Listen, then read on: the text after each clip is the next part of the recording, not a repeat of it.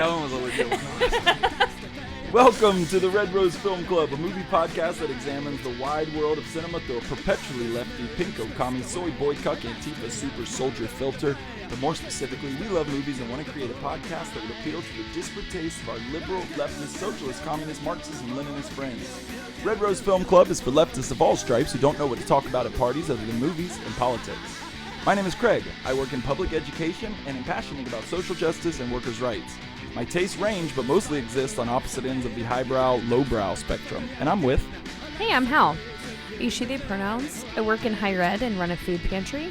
I care about food access, reproductive justice, building a robust social welfare state, and ending the state's domination through the criminal legal system. I am a staunch defender of some of Michael Bay's movies. Yeah. And I like movies by Michael Bay that don't feature robots.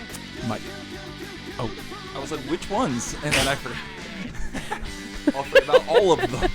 Also, I realize I am fully talking in my customer service voice, which has been impossible for me to drop. I was so intensely customer service voicey last week that I went into my weekend with a sore throat because my customer service voice is a full octave higher than my actual speaking voice. Yeah. So sorry if you hear me switching in and out of serving people. And press 1 if you'd like to be confused. Wait, that's the robot voice, not a customer service What voice. flavor yogurt would you like? That's me this week. Okay.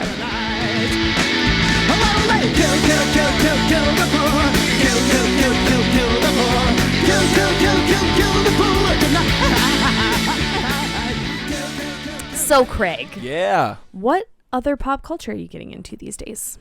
Well, I did watch a movie recently. A movie there was a lot of ballyhoo about because it was a... Not the ballyhoo. I think we know a non-Italian actor cast in an Italian role. Yeah, so there was a lot of fuss made about this movie. I'm, of course, talking about The Pope's Exorcist with Russell Crowe. It was a real tired evening, and boy, oh boy, is he going for an Italian accent. Oh, really? Yeah. He's hey, he's real, and he's prime, I don't know, 6 vodka deep Russell Crowe, just bloated face, doing an Italian accent. The movie's dog shit. It sucks. It's terrible. Do you know who Oliver Reed is? Yeah.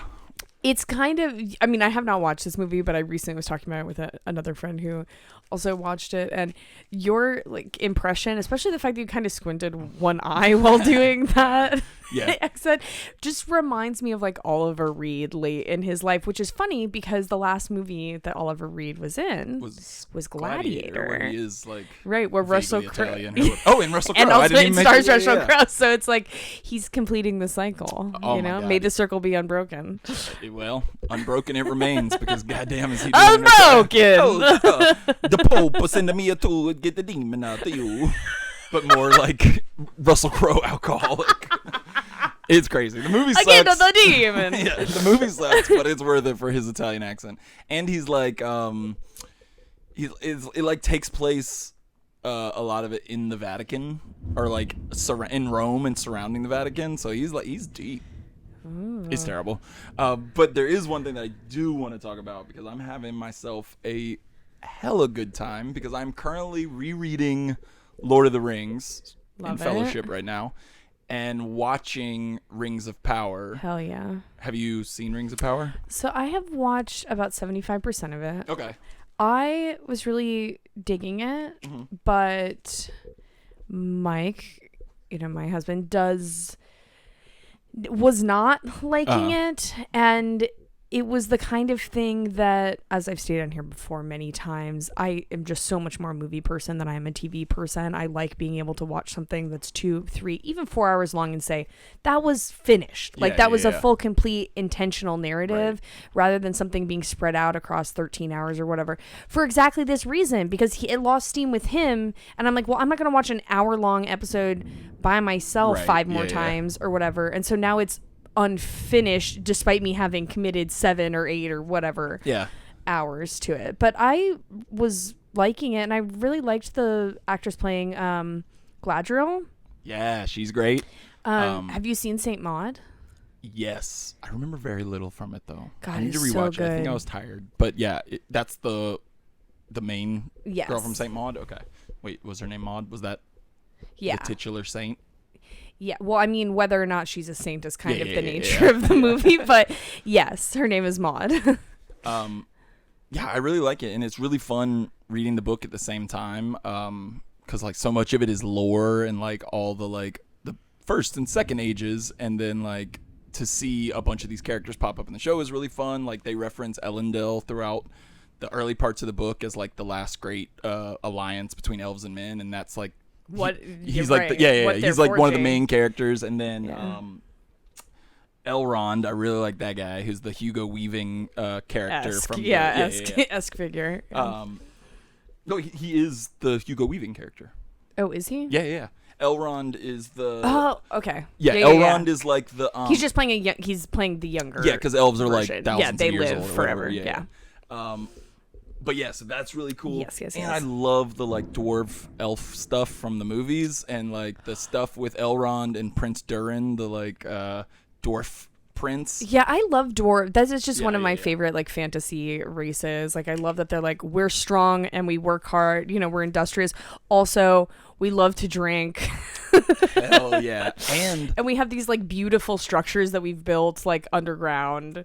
hell yes. You know? And what I didn't realize when I was reading about an episode is the city that they go to, the dwarf city, I'm trying to remember the name of it, is the same like ruined city that the Fellowship passes through. I believe in the first one when they like are taking a shortcut through somewhere, they pass through ancient ruins of a dwarf city, and it's the one that Elrond Is meets depicted. Prince Durin at. Wow. Yeah, it's fun. Wow. What about you? What have you been watching, listening to, reading? Well, so I want to talk about an audiobook and then a movie, a film, if you will. We're fancy, so we call them films.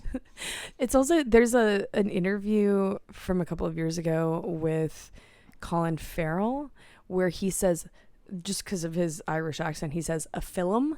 Oh, like And so- yeah, boy. a film where like the L and the M are distinct, Right, like three-syllable they're word. across the room from each other in the pronunciation of the word. So a film. But the audiobook I am listening to, I'm a little more than halfway through. It's called Powerhouse. It's by James Andrew Miller, and it is a oral history of CAA, the Creative Artists Agency. That's like the big one, right? Yeah. And it traces it from the beginning, the formation of it, up through, I'm now in like the late 90s. Okay. Basically. Damn, how long is this book? I mean, it's like a 30-hour audiobook. Yeah.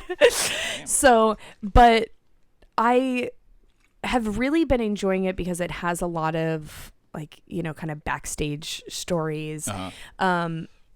So it's exciting as someone that loves film because it largely talks about movies, though they represent people across artists, right? Across a variety of industries.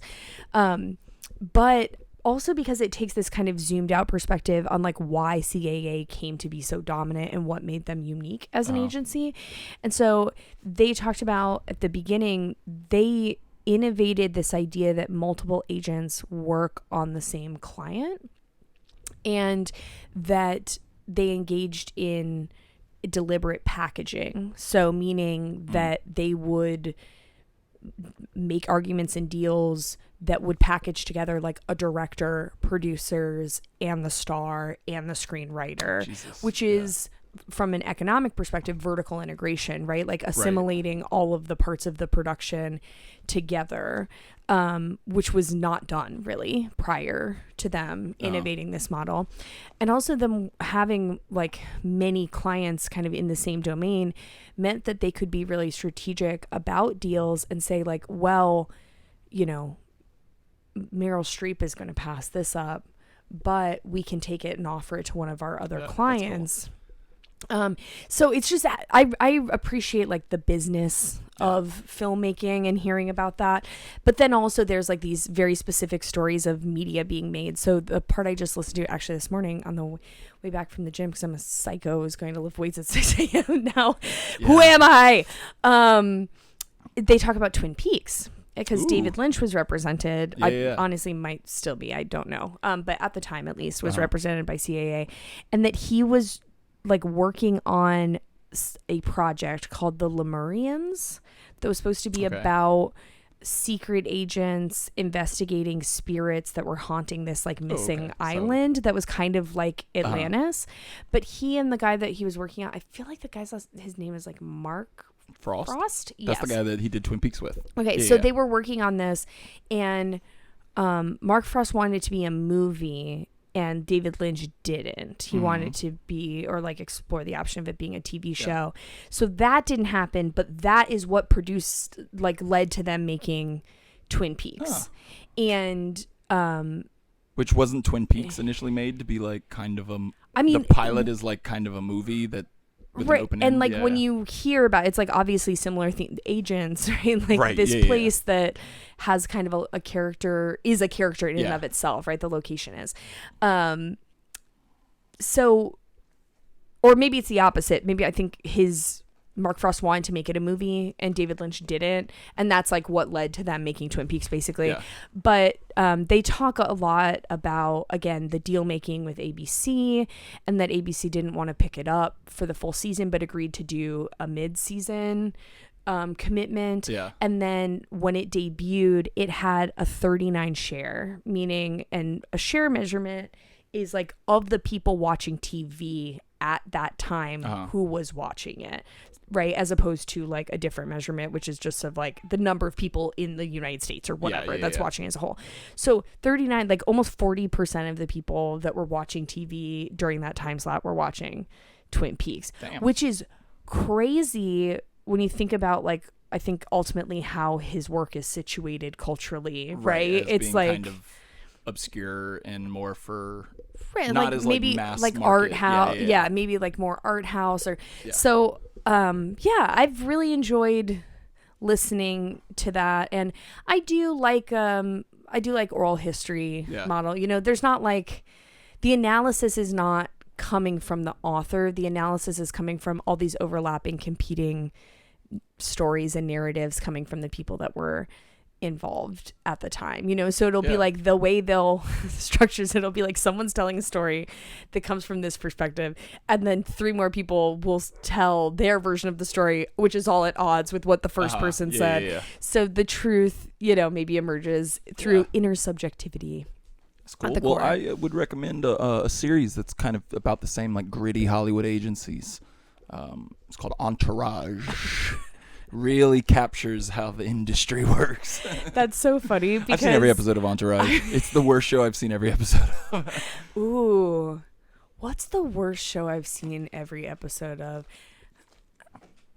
Oh man. Like probably like I haven't seen all of them now, but I think we just missed this, but when I had COVID I watched a lot of Suits.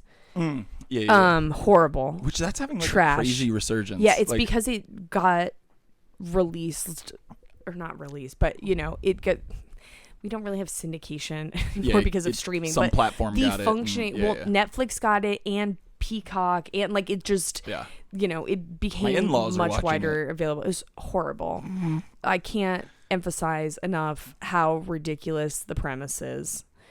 What is the premise? The premise is that Mike Ross, a couple guys at a men's warehouse, would be my guess. Suits. You're gonna like the way you look. You're gonna like the way we sue you. The premise of Suits is that the character's name is Mike Ross has lied about attending even, but especially graduating from Harvard Law and passing the bar, and is practicing law. Okay, so as someone that was raised by a lawyer, it's like, you know, like what are we doing here? Yeah. It begs belief. Every second of the show is redonkulous, and Meghan Markle's acting it does improve, but the first, I'll say probably 3 to 4 seasons, it's comically bad, like high school musical theater production bad. Eesh. So maybe that. I wouldn't say this is horrible, like, on the whole, and I really loved it as it was coming out, but my opinion of Parks and Recreation, which I held very dear to my heart as it aired, most of it does not hold up well at all. I've had the same conversation with my wife with most of Mike Schur's, well, not The Office as much, but like a lot of his, like, it's hard to watch now, like in a post. I was going to say it's a post-Trump thing for me. Exactly. Oh my God. I can't believe we haven't talked about this, because I have said this to Jess, my wife, a million times, and that, like, yeah, the, like, kind of liberal optimism of Parks and Rec and Brooklyn Nine-Nine, that, like, well, if enough people are good-hearted, then the system will work, is, like, clear. I mean, it was never true, but couldn't be more crystallized in the era of Trump. So, like, yeah, Parks and Rec was one that was, like, I would rewatch over and over and over again, and honestly, I haven't touched it in 4 or 5 years, because I just don't think... I include the Halloween episode, so something that I like to do around Halloween is we started this podcast in November of last year, so we, like, just missed the Halloween cycle. But something that I like to do in Halloween, or in October every year, is usually while doing some kind of craft, like Halloween craft, I just watch, like, a bunch of Halloween episodes of TV. Yeah, that's fun. And so there are several ones from Parks and Rec that I still watch. They had great Halloween episodes. Yeah, they great. And there's still, like, funny stuff. But I think so much of the stuff, really, it's like once she becomes a politician and not a bureaucrat, it's very hard to watch from my perspective. The really shitty, like, politician cameos Jam, throughout. yeah, well, that, and also just Jam. I love Jam. Of course you do. Mr. was playing a fucking Tucker Carlson video when I walked up here. Jam's great. But it's just, I think, like, that, maybe it's age, maybe it's Trump, maybe it's some additional disillusionment. Yeah. But it's, like, it's much harder for me to stomach than it was in the past. But I'm not saying the show is horrible as a whole, and certainly not as bad as Suits. At least it's funny. Yeah. It's funny. It just... but I think the drop off, and also I feel like how much really I loved it at the time that it was on, compared to, like, how much my own I literally cried changed. when it ended. Yeah, it was like it was my favorite show, probably, like, my favorite comedy. And I still relate to Leslie Knope a lot. I will say, like, whenever people, there's always, like, I work in higher ed, so people love, like, a fucking icebreaker, right? Yeah. And it's like, they're like, what are, like, the fictional character that you relate to? I'm like, neurotic, loves sweets, doesn't know how to say no to a project. Like, there are things that's, like, that's a safe for work answer. God damn it. I don't think you're Tom. You don't sell snake oil. Or Chris Pratt. I probably have Chris Pratt energy in that show. Yeah, a little bit. I'm large. You're smarter and doofy. If for the listener, you're smarter than Chris Pratt. I think you're smarter than Chris Pratt's character in the show, and you're definitely smarter than Chris Pratt in general. The man. Potted plant is smarter. I had a reason recently. I don't remember what it was. I think I was listening to a podcast or some YouTube channel or something of Chris Pratt doing an acceptance speech at the Nickelodeon Awards, like, several years ago, and he could not be giving a bigger asshole of a speech to, like, children. To children? It's like did they slime him? I was only hearing the audio, but I didn't hear any splashes, so I'm gonna guess now. What's the point? But it was like, I can't remember what it was, but it was like him trying to be like just that, like, no, go out there, make the world yours, like, do it, like I did it. Spoken like someone married to a Kennedy. Oh my God, yeah. Fuck, I forgot about that. On affairs, and then I forgot. Yeah. So that detour. Sorry, that was no. I am I am with it. But I did want to mention so not the Friday that just passed, but the Friday before, there was a brief run of a re-release of one of my favorite movies as a teenager. Yeah. And I hadn't seen it in years because it is very hard to access in the United States. It's not available on streaming. There hasn't been a Region 1 DVD release of it in like 1 kajillion years.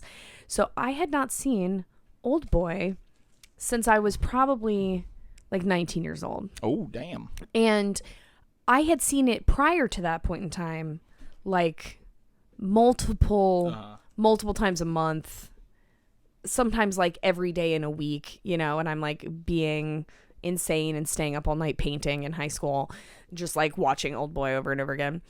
And so Mike and I went to go see it at AMC. Mike had never seen it before. Really? Yes. Did he know the thing? No, he did hell not. Yeah. And so I was just like, as it was building, I'm just like watching him. Like, you know, I need to watch his reaction. He did guess wow, what direction it was headed in. Okay. Like not precisely, not a super fine point on it, but he was like, there's obviously like this person is not who we think she is, right? And for any listener that hasn't seen it, I'm not gonna give it away. Yeah, but there absolutely is a, can't like, spoil it. Very well earned, legendary all-time twist. Yeah, a lot of times when movie. people say like, "Ooh, it's a great twist," I'm like, okay, it feels like kind of a gimmicky thing. I mean, M. Night Shyamalan, you know, gets dinged for that all the time. Is like he has to have a twist. It's a gimmick, but the one in Oldboy is like great. Yeah, it's an all-time. Yeah, it's an all-timer. It's really earned in the movie too, and yeah, he digs in. Park Chan-wook digs in on it, and the thing that I took away from this viewing, and again, like I've seen this movie dozens of times. As a teenager, I was definitely, and I still do, like I'm, you know, whatever. I am who I am. You know, I love Tarantino movies. Like, it's just, that's the kind of stuff that is someone that, like, didn't grow up with a video store and had, I've talked about before, had a family that loved movies, but maybe didn't have, like, a particularly cultivated, well-rounded perspective on movies. It was like, what can you get from Blockbuster? What I can get from Blockbuster is certainly Tarantino movies, right? And Scorsese and things in that vein. And I like hyper-violent film. Like, I do. And so I was like obsessed with this movie, but I was definitely obsessed with it as a teenager on the level of like scandal and salaciousness. And it really blew me away how beautiful the directing in this movie really good, is. Like, it's so good. And the music is great. Like, it's a really, not only is it a well-written and like tightly drawn movie, but it is like an impeccably made movie, and it's very compellingly framed and put together. I mean, it has the famous like one shot scene with the hammer fight that's really good, like moving through the hallway. One of the best action scenes really of all time. And the fighting choreography in it is great, as he kind of like he progresses down the hallway and then he kind of falls back and then he moves forward and then he kind of falls back and moves forward, and the camera, you know, is a tracking shot that follows that aborted progress down the hallway, and I mean the performances in it really are just like deranged and right on the edge of falling off a cliff, but restrained enough to like keep you tied in and keep the tension taut. So I was not disappointed on any level. I was like, yes, this movie is actually even better than my like 19-year-old sick and twisted mind thought it was. This is gonna be, fuck, what was that word? I feel like that everyone describes Suicide Squad as, or it was a running joke in Blank Check. You listen to Blank Check. Fuck. Yep. Yes, I do. Twisted. Yeah, like every time they would bring up, every time they would bring up Suicide Squad. Like the Joker. Yeah, it's like the Joker. Sick and twisted. Can I tell you that I think about this every time I see this music video, and I don't know if there's any way for me to ever know this without asking Baby Keem himself, but do you know who Baby Keem? I do not. Baby Keem is a rapper. So. He's cousins with Kendrick Lamar. Okay. And so Kendrick's on a lot of his records, but Baby Keem has a song with Kendrick called Family Ties. It's a great song, real weird ass video, but there's a part in the video where like they're under an overpass, and I swear to God he got inspiration from the hammer fight scene, because the part where like in Oldboy where he kind of moves towards the group with the hammer and then kind of And they all, back, yeah. and they go back with him. There's like he's doing like a fight dancing real like brief, like it's only like 10 seconds, but the whole group is doing that, like where like Baby Keem is like and the whole group moves back and then forward and back, and I want to know I bet. I he mean, got inspired from Oldboy for that moment of the video. there's a lot of cross-pollination between Yeah. American hip-hop and Asian film for sure. making, you know? So that's cool. I didn't know that. I'll have to check that out. Yeah. But it's already gone, at least in Tallahassee. Yeah. I don't know how long the run was in other places, but I haven't looked up. I'm sure that this is the case, but I assume that there's going to be a Region 1 Blu-ray release associated with this re-release, like in remastering, like whilst, are we doing? I mean, I'm very glad to have seen it in theaters, but I will buy it. Like, put it out there. God, it was so great. Well, that's the other thing is, like, as someone that's 32 years old, like there is. I'm pulling it off my shelf as we speak. Next, the Vengeance trilogy. Vengeance trilogy is a Blu-ray that that is been released, but right. But I assume they'll do like a re-release that way, or a remastering, and I will definitely buy it. Add it in the. Well, I don't really stay up till 3 a.m. anymore, but I think of it. I just always have a slot in my life for a movie that I just like re-watch to the point where whomever I'm living with at the time is like, can you stop? Can you stop? You've watched The Departed 50 times in 1 year. Can you please stop? With the Pope's Exorcist, honestly.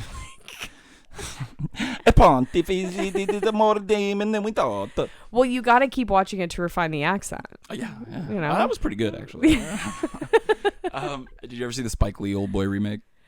I have not, but it stinks. Did you? Okay. Yeah. Did you see the Richard Brody article from a couple of months ago? So Richard Brody, the film critic for The New Yorker, wrote I think The New Yorker, wrote an article about how it's the superior Oldboy, and he is, I mean, he's a contrarian. He's a known contrarian, but he's a very smart, informed, and strong writer, contrarian, right? Yeah. And I have never seen the Spike Lee version. I will say, I generally don't understand Spike Lee's inclination to remake movies that are very good. Yeah. Like, especially doing them in a relatively strict reimagining. Not like...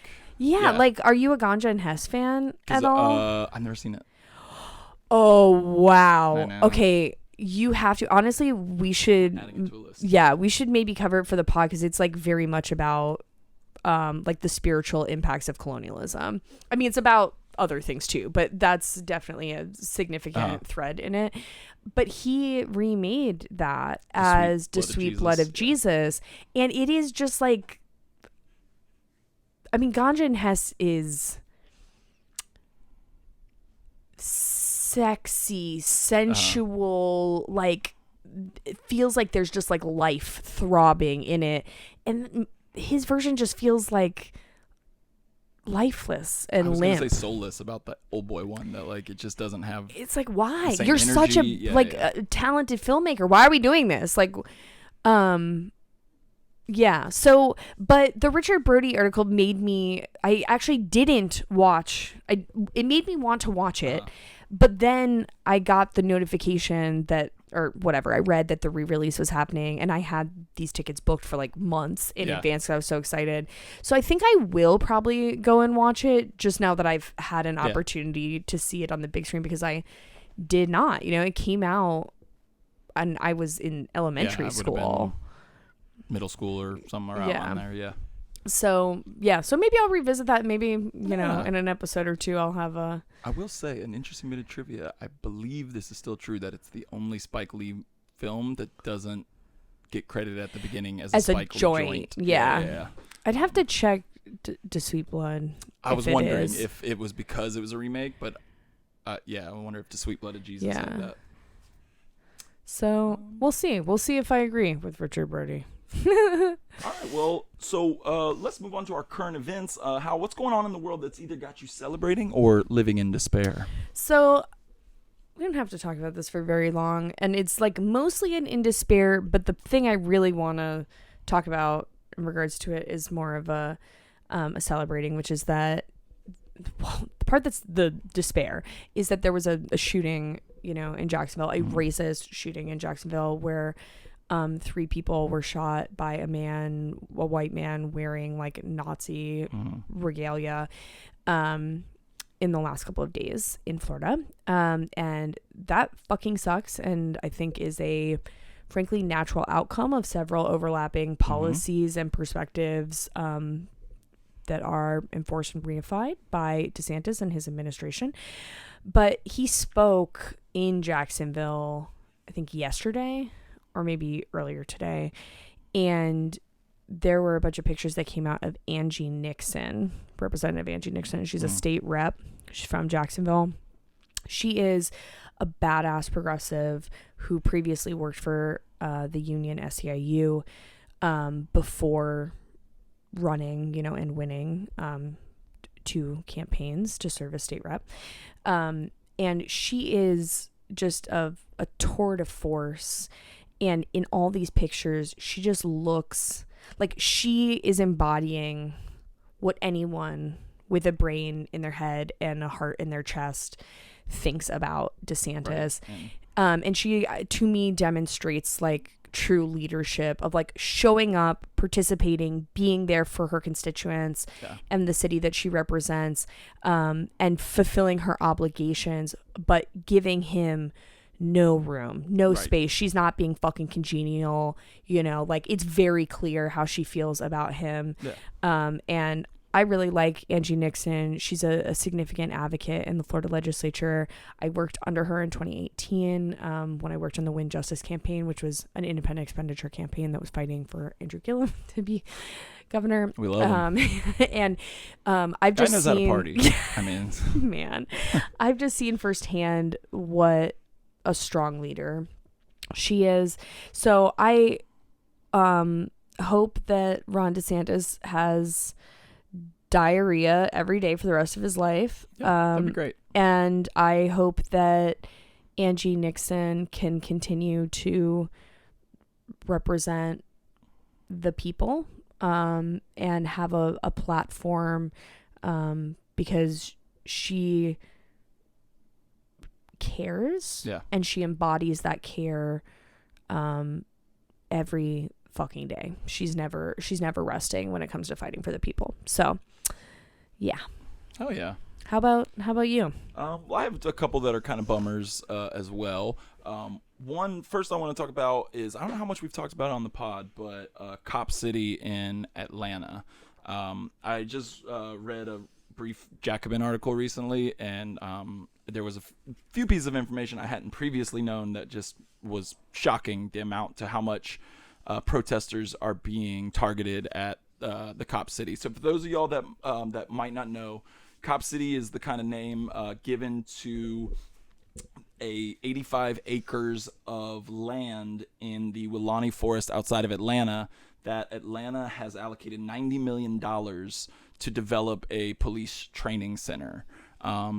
That sucks for multiple reasons. The 2 biggest being, 1, you don't need an 85 acre police training center, and 2, it's taking out 85 acres of the Woolani Forest. So naturally there have been protesters protesting it, and it has gotten increasingly more and more violent, I would say, towards the protesters. First off, in January of this year, I'm hoping I'm pronouncing it right, but Tortuguita, can you help me on that? I'm good. Yeah. I know they had some connections in Tallahassee. Indeed. I interacted with them a lot in 2020 and and I had a couple friends that were friends with them as well. But Tortuguita was a protester in Cop City and was shot and killed by the police, who said that they pulled a gun on the cops.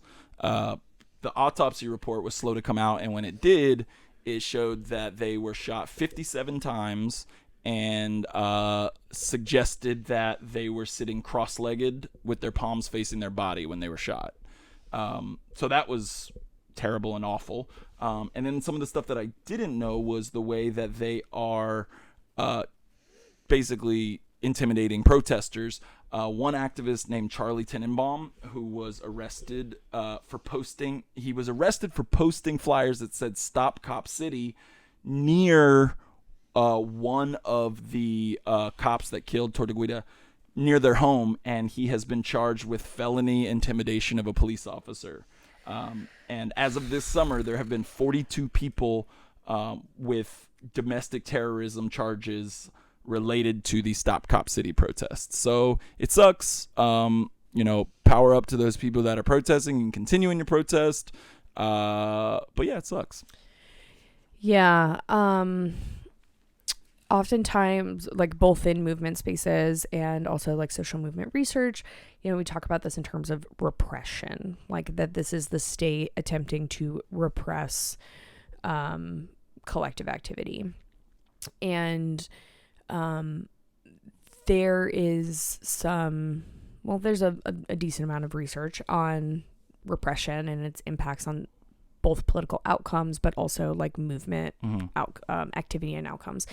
And there's this Italian sociologist named Donatella Della Porta, who in particular, like this is one of her main objects of study, and she's done a lot of like comparative work, like cross-national or transnational work, looking at like not just like the United States or Italy, but like Iran, like revolutions, right? Like rebellions across the board. And a lot of her research kind of points to this idea that there's like a curvilinear relationship between repression and subsequent activity, which is that like when there's no repression or very little repression, there's a lot of movement activity. Like people are mobilizing, they're getting out there, they're forming organizations, right? They're like making stuff happen. And then when there's like a lot of really aggressive repression, and this again is a lot of coming from like rebellions and revolutions, like focusing on Iran in the 70s and 80s, that there's a lot of action because it kind of reaches this breaking point where the only option is to rebel, basically. But that everything kind of in the middle really tampers down on people's action. And it's something that I've like experienced in my own life as someone that was arrested in the fall of 2020. Like it has absolutely shaped my subsequent political behavior for protesting. Yes, I was arrested while protesting. And it was like a series of action. I mean, that happened shortly before I was arrested, and not just me, but a group of people. Shortly before we were arrested, like a couple of weeks before, someone drove through a protest in their truck and hit like someone that we know. And that person was injured, and the prosecutor's office, fuck you, Jack Campbell, elected not to bring charges despite like being able to identify who that person was. And then like between that happening and us being arrested, someone like crashed like physically, like they ran through a protest and were trying to stir up trouble, and then pulled a gun on us, like within feet of me, and again in the center of a large protest. And that person also did not have charges because Florida has the most insane stand your ground laws, like the most conservative, like on any level. If you can claim that you were threatened, it's totally fine if you're a white guy swinging a gun around in a crowd, despite you coming and initiating the conflict.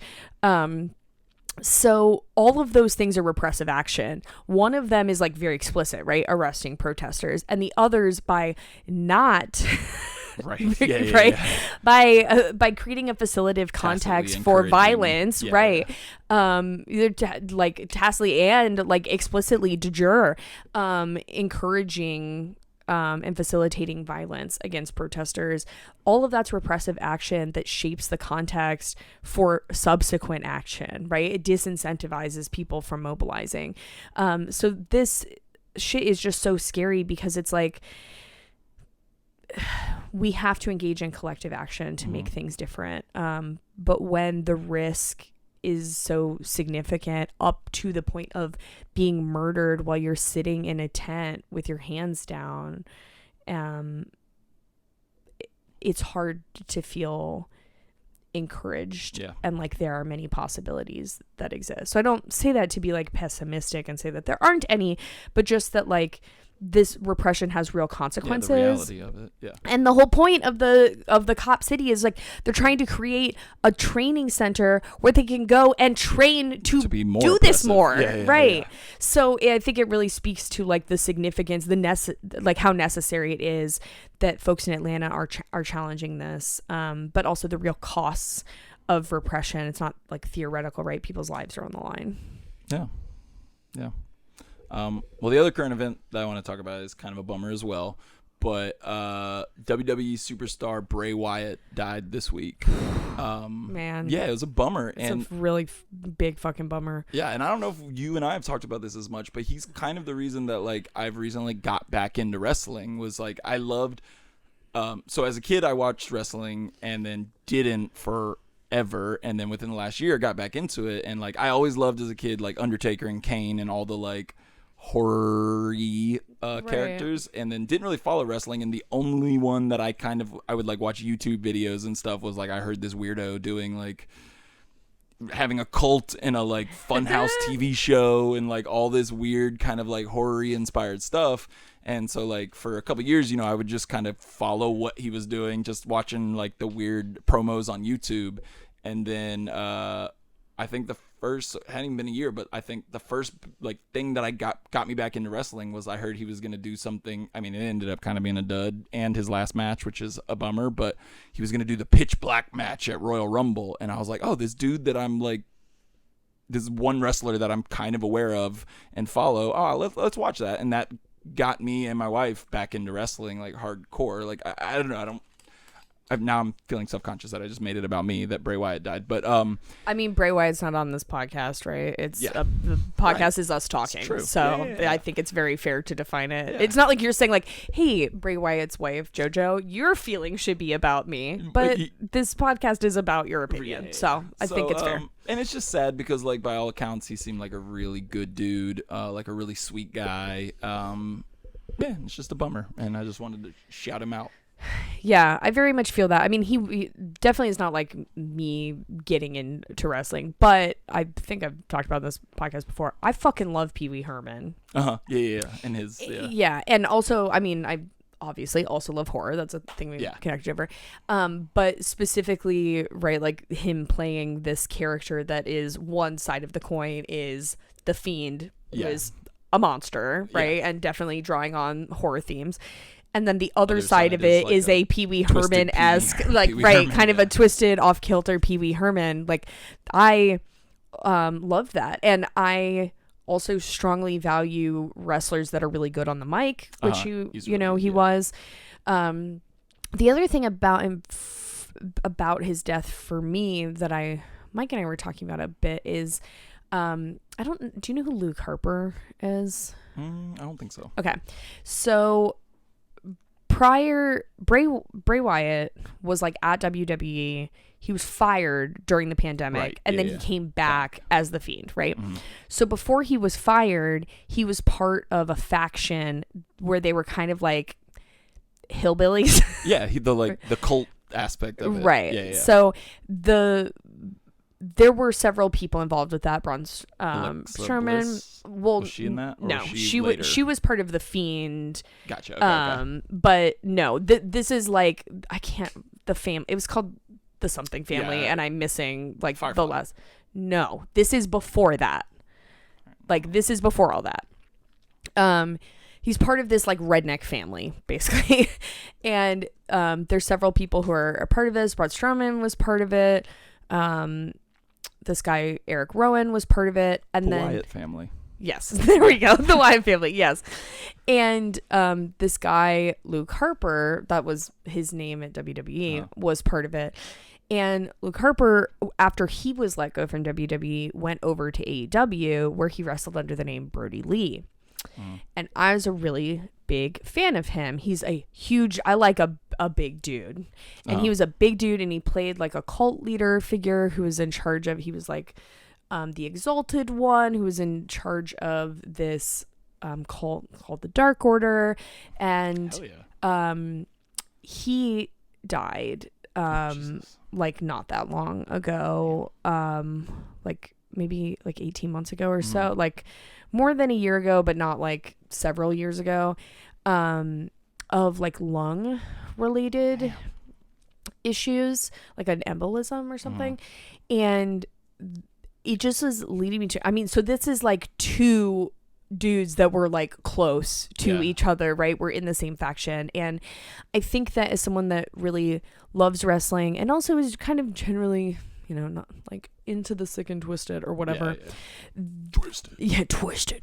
There is something about me convincing myself that watching wrestling is fine, of like the age of people, largely men, right, functionally killing themselves for this sport, being addicted to painkillers in order to endure, not having health insurance, doing a variety of other substances, sometimes engaging, you know, killing themselves, engaging in family annihilation, right? Like having these really extreme consequences associated with what they're putting their bodies through.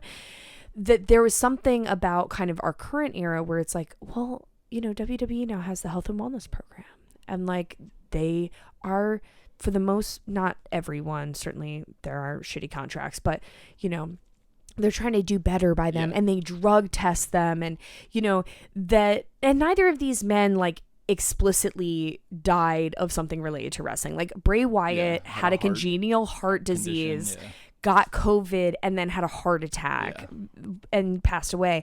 But like, I'm sure that epidemiologists and, you know, on a population level for this group of people, these are experiences that are hard on your body. And even if it wasn't like the exclusive etiology, which I love saying that word because it sounds like I'm saying ideology with a zigzag voice, but etiology, the origin of disease, you find that this is an input on some level, and it just makes me like really sad of like feeling like implicated in some way of like, can you do this and it be okay?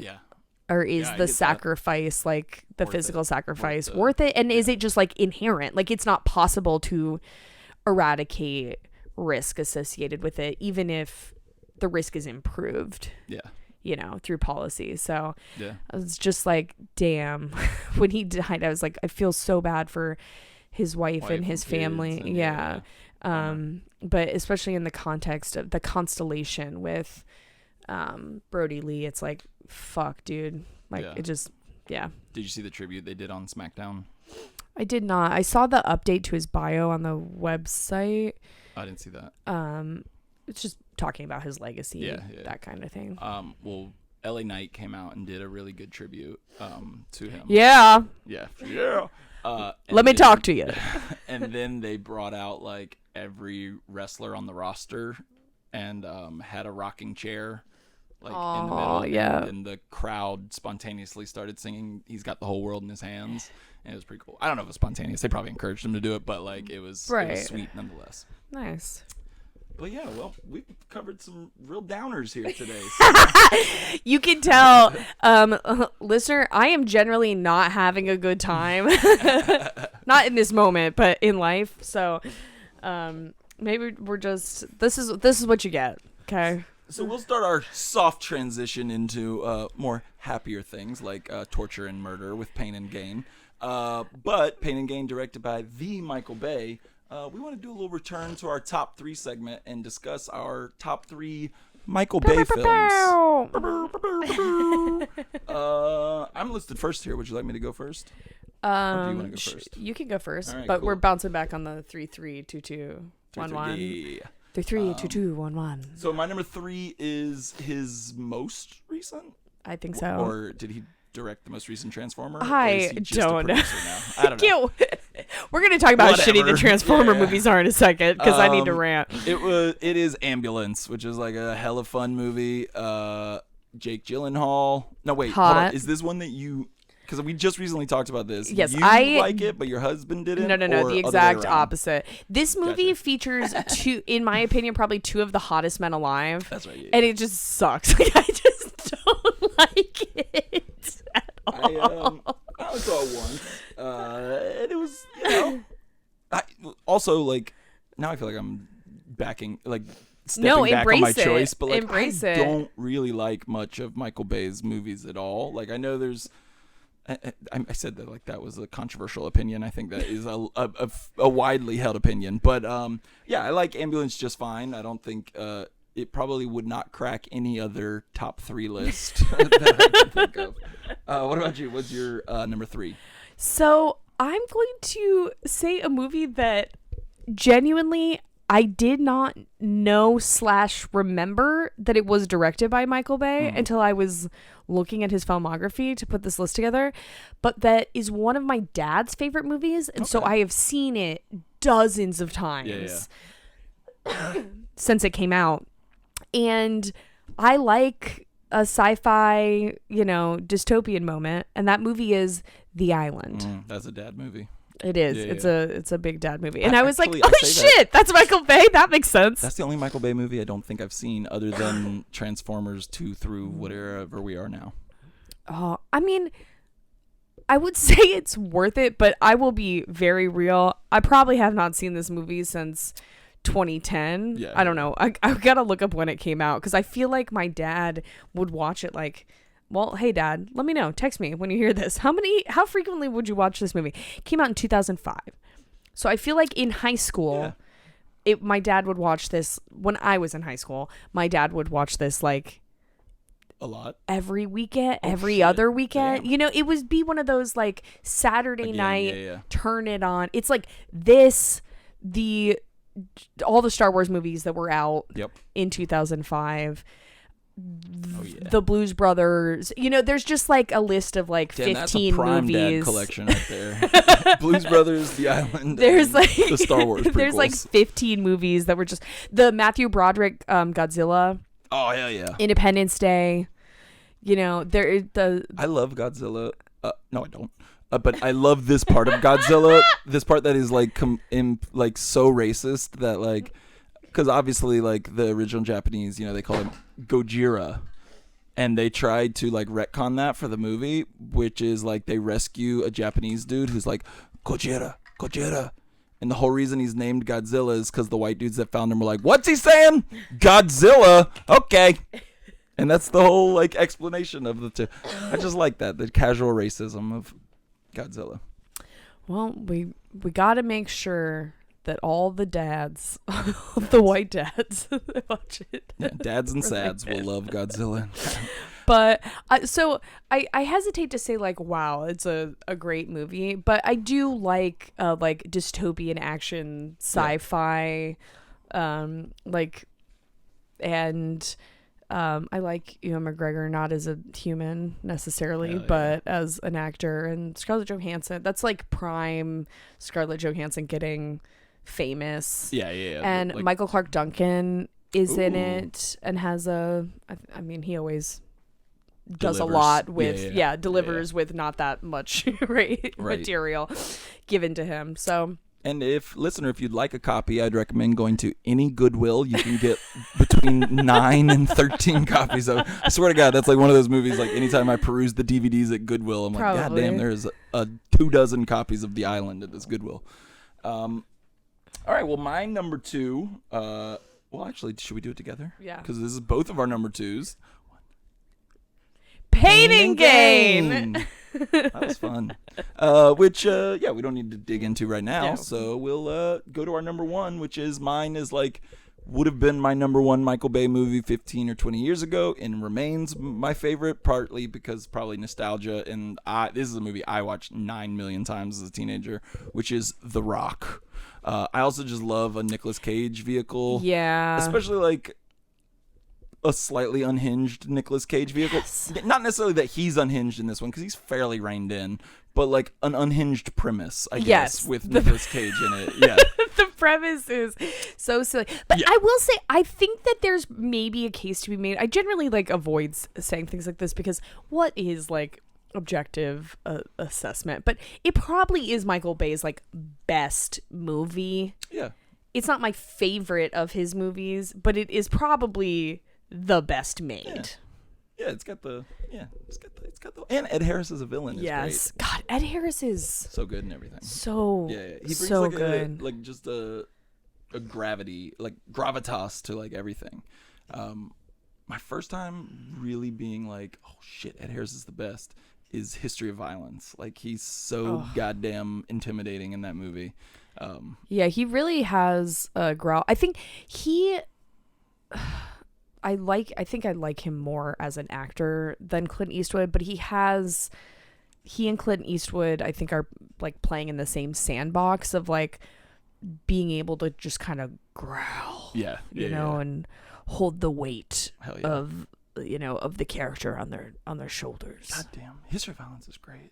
It Is there a is. way we can finagle that to fit the theme of this podcast? Also, it has a bunch of good line readings in History of Violence, but it has one. I'm gonna get loud in a second. But it has one from William Hurt that like I say all the time in complete non sequiturs because I just like how he says it. But it's at the end when he goes, "You cost me, Joey. You cost me a hell of a lot," which I just love. God damn, that was great. That was a good imitation of the Thank line you. reading by you. What about you? What's your number one? Okay, my Michelle number one. Bay. I just have to be true to me and pick the movie I like the most, despite its quality, and that is Armageddon. Don't sleep 'cause I miss you, baby. And I don't want to miss a thing. When it's another dad movie. Yep. It's another dad movie. Also, my dad likes to tell the story of when I was a kid when the movie came out, and that song was playing on the radio. Inescapable. Yes, it was inescapable. Jesus Talk about Christ. fucking monoculture, right? Jesus. It was inescapable. And apparently, we're like riding in the car, and I turned to my dad and I said, "Daddy, he must really mean it." Hell yeah. Because he's like wailing. And for the first time I saw this movie, I saw it at a drive-in. Uh-huh. And I just That's a cool way to remember, see it. yeah, there was a drive-in out in Ruskin outside of Tampa where we saw like a lot of movies when I was a kid, and I just remember seeing like the animal cracker moment, like on a giant screen with trees. Like that's how that image is like emblazoned in my mind. And I love a team gets together to get the job done. I like that Steve Buscemi is like really creepy in it. I like the idea that he's still doing the Con Air Buscemi in Armageddon. Yes, he did not switch out of the mode. He's in the same gear. And that also it's just objectively nonsense that it's easier to train oil drillers how to be astronauts than the inverse when like astronauts are like PhDs in astrophysics. Yeah, they're assholes. Get an oil driller. But I love getting a big head. I think it's like there's just a thing I love in an action movie where the filmmaker or the writers or whatever, the various people involved in making the movie are like, yes, is this extremely fucking stupid? Yes. For sure. Yeah. Are you going to accept it and ride the ride anyway? Hell yeah, you are. And Armageddon is very much that. I also like there's like melodrama in it. Hella melodrama. The Liv Tyler, Ben Affleck whole part is So I'm not saying it's a good movie, but I am saying that when I want that movie, that kind of movie, there is no other movie that is meeting that standard for me. Oh yeah. Also, Steven Tyler's a creep who keeps putting fuck him. his daughter in like weird, sexy music videos. And what was the one with what's her face? She was Batgirl in one of the terrible Batman movies. Alicia Silverstone? Yeah. Do you know the video I'm talking about? It's for one of those. I do, but also I like the Batman movies she's in. Oh, I'm sorry. Just colloquially, culturally, the terrible Batman. I know. People say that, but they're wrong. Mm-hmm. Wait, which one is she in? I'm pretty sure she's in the one. Batman and Robin. Yeah. I was gonna be like, actually, you know what? Because I was thinking Batman Forever, and I was like, that one I like a little bit. No, but I like all of them. Whatever. But I don't know how anyone could say they don't like a movie where like Uma Thurman is being insanely hot, and where Arnold Schwarzenegger is being Mr. insanely Freeze. cold. Like, Hey, did we do something? It's a moment. And also, there's a bat credit card in that one. Just Whatever. At least those are movies that dare to have style. Okay. that is true. Honestly, like those, top to bottom, the production design. There were choices. Is made, totalizing. Yes. Yeah. That's fun. Yeah. That's fun. Fuck you. If you're listening to this and you don't like that movie, fuck you. But yeah, let's get into our movie proper. I was trying to jazz myself up for this little intro here, but oh yeah, this is the hustle and grind episode of the Red Rose Film Club. After diving into Marxist feminism with One Sings the Other Doesn't, and structural adjustment and the pillage of Africa with Bamako, it's time to wrestle with the philosophical tome of Michael Bay's Pain and Gain.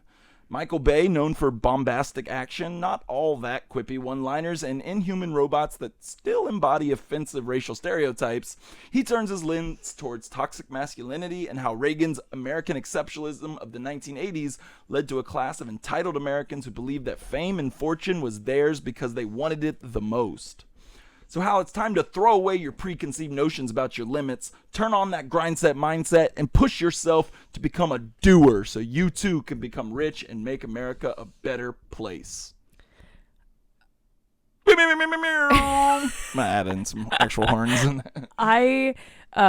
Very brief detour before you continue this intro. Since watching this movie, have said the word "don'ter" to like multiple people that definitely have not seen this movie. but it still works. Yeah. So for those who might not have seen it, Pain and Gain is Mark Wahlberg, Anthony Mackie, and Dwayne Johnson playing a trio of gym rats and reformed convicts trying to carve out a piece of the American dream for themselves, whether they earned it or not. The trio hatch a plan to kidnap a wealthy businessman, hold him captive, and force him to sign his life away, including his house, his cars, his offshore accounts, everything. So, just in general, before I do want to do a little bit of a disclaimer about this movie, because there is a very valid critique, I think, of the movie. But what's your just general assessment of it? I really like this movie. I think it is an instance where Michael Bay's stylistic trappings, which often come off as over the top, plastic, fabricated, and like so unnaturalistic, but also like there's no soul behind them. Glib is what I said several times in my glib notes, I agree with that. That this is an instance where that stylistic approach so perfectly harmonizes with the content of the movie that it is incredibly successful. Yeah. I also think all the performances are really good, really strong. Except for one, I don't think it's their fault. Okay. I'll save it because this is a big part of the movie. Okay. And I think that I'll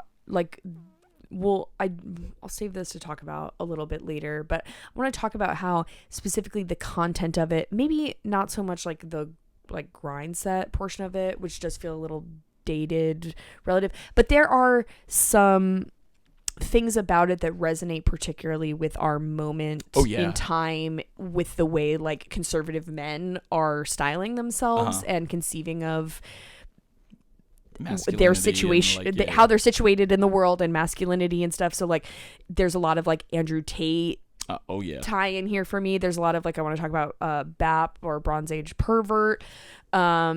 The tie-ins here for me that makes it just stick. Like it just feels like it's really on the nose. I feel like while watching it, I was like, oh, these are the same type of dudes that like got into like crypto scams and were like, I earned it. And I was like, you did nothing. Yes. Like This movie came out 10 years ago. It's crazy. And it refers to a period that's 10 years. No, 20. more than that. 20 years before that.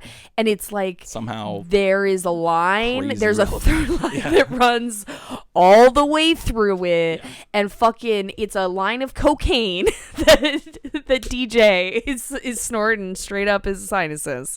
Yeah, and this one, a big thing that I kept thinking about is that John Steinbeck quote, which is here, I wrote it down so I don't fuck it up. He had a quote about the American poor, which is that they do not see themselves as an unexploited proletariat, but as temporarily embarrassed millionaires, which I feel like very much resonates with kind of all the shit that we were talking about of like what these dudes represent in like terms of like masculinity and becoming successful, quote unquote, or whatever. Yeah, there's a sociologist named Robert Merton, who's a structural functionalist, and like a lot of his work kind of ends up like undergirding criminological work contemporarily, but who had this idea that like you can classify people's roles in society by like on this quadrant of are they invested in, do they believe in the end goals that society puts forth, and do they agree with / believe in the means that society puts forth. So they're like on this quadrant, it's like there are people that believe in capitalist goals and with means, right? You follow the rules, you work really hard. Right. Those are people that are super invested in meritocracy, right? Yeah. But then there are people like the men depicted in this movie who really believe in the end goals. They're super invested, gotta get rich, but they don't believe in the means. Or they think that there's a shortcut to whatever they're but that you don't have to do it quote unquote the right way. It's just about getting to whatever the end goal is. And so I just kept thinking about that during this, because these are dudes, they're like, I don't fucking care how I get there, I'm gonna get there. It's just about like being rich. It has nothing to do with like the inherent value of work or like some of these other like even if they're fucked up and shitty, more noble ideas of like what American wealth looks like, and the idea that cheating the system and becoming wealthy is somehow a net positive for America in general. Like his 3-step plan is which I love that they keep saying, is 1, find a guy with money, 2, make him give you everything he owns, and 3, make America a better place, which is like I just love that shit. But before we dive in, I do want to kind of talk about the backstory, because this is a true story. This did happen, a lot of parts almost exactly as portrayed.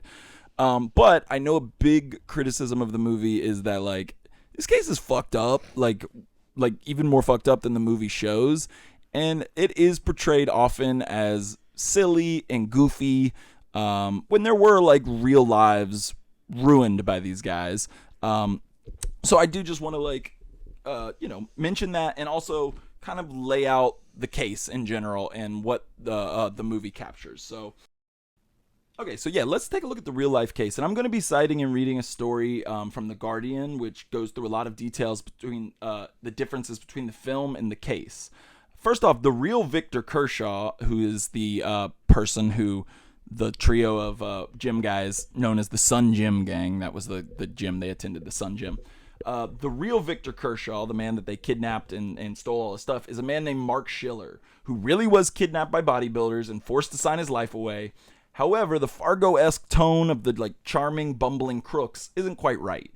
In all, Schiller's ordeal lasted 4 weeks. He was kidnapped, taken to an abandoned warehouse, tasered, beaten, pistol whipped, and psychologically tortured.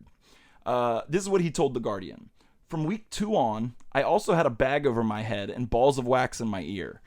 it was only taken off twice. Once to put a sanitary towel under the tape because my face was bleeding so badly, and in the end when they changed to bubble wrap and tape in preparation for my murder.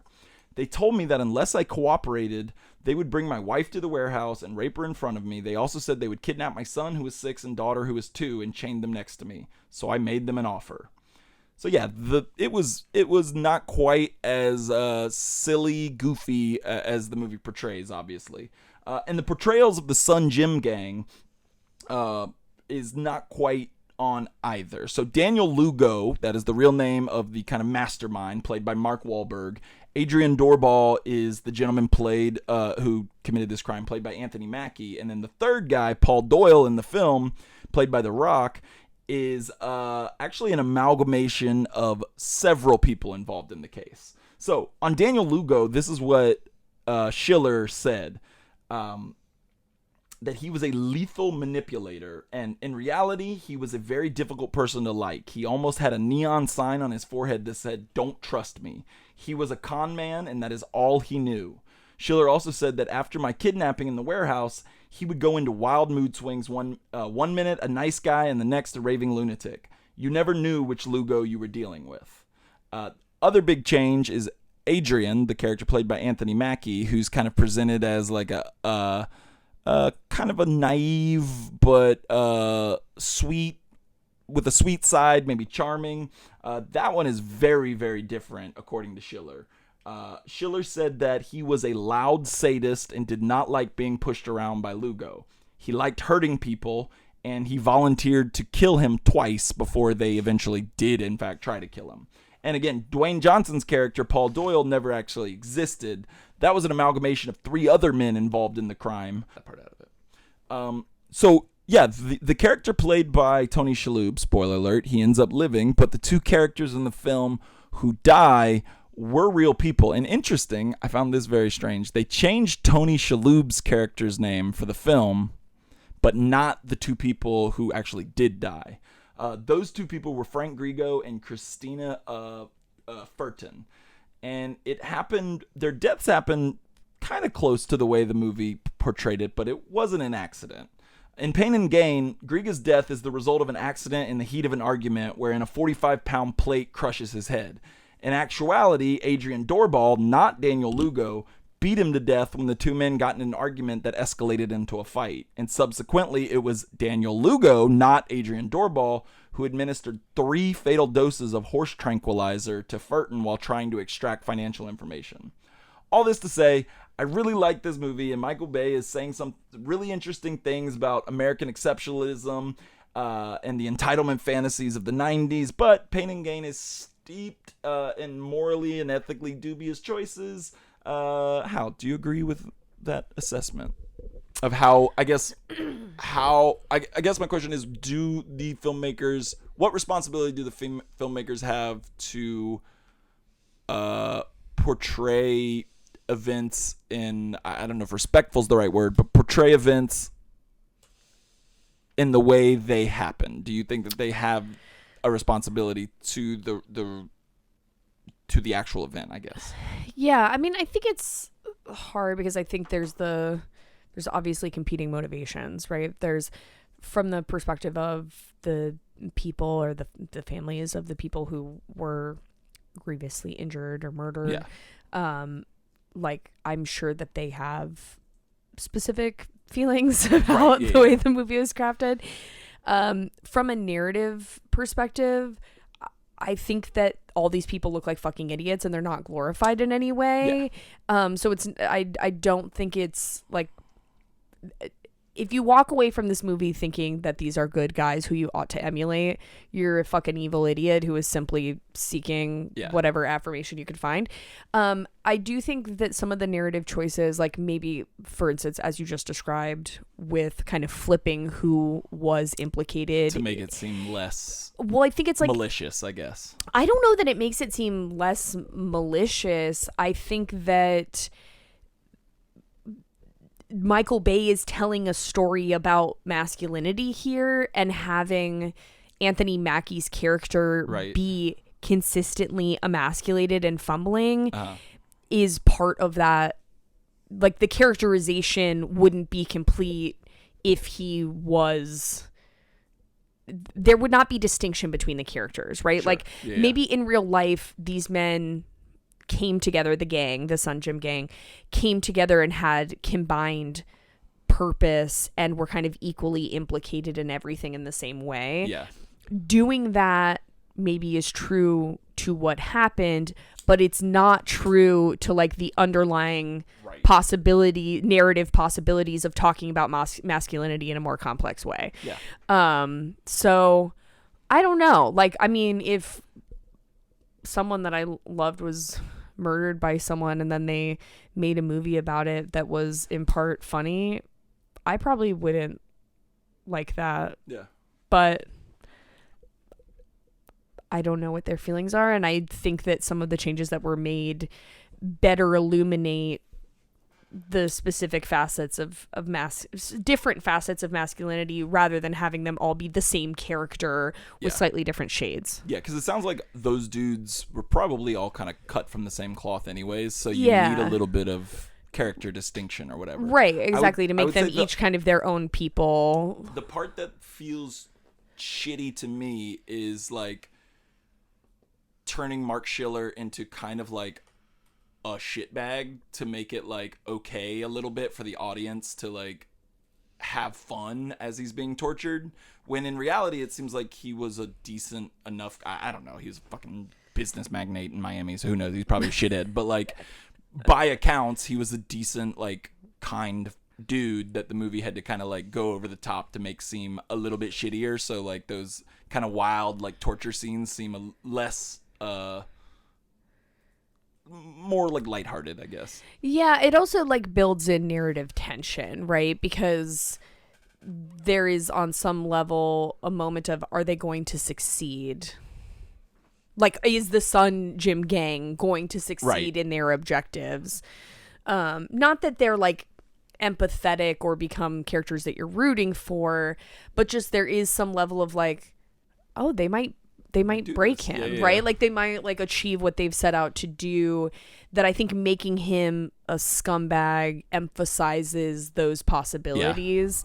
And it creates opportunities for a different tone than it being like purely maudlin, dramatic, sad. Yeah, and I think a big thing that makes it not as like ethically or morally dubious is that the movie is good, whereas like I'm gonna give another example of a movie that did something very similar and I thought fucking sucked and makes it seem more obvious that what they did was shitty, was that Aziz Ansari Jesse Eisenberg movie 30 Minutes or Less, which was a riff on a true story. So the premise of the movie is he's a bomb on a pizza delivery guy, right? Yes. Yeah. They kidnap a dude, strap a bomb to him, and make him like rob a bank or something, which is almost identical to what happened. I don't remember the city, but almost identical to a situation that happened where a bunch of now there's been some speculation as to whether this guy was actually involved or not. I don't think he was, but basically a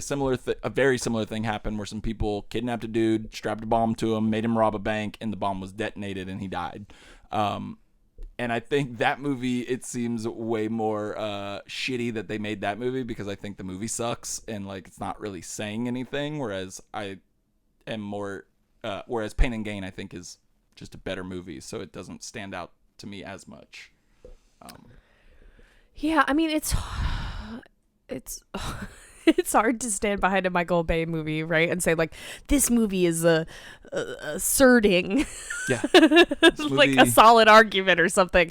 But I don't know. It's I guess I'm of two minds. Like I can understand someone who has someone experiencing something having feelings about how that is used or appropriated to an end other than something they're in control of.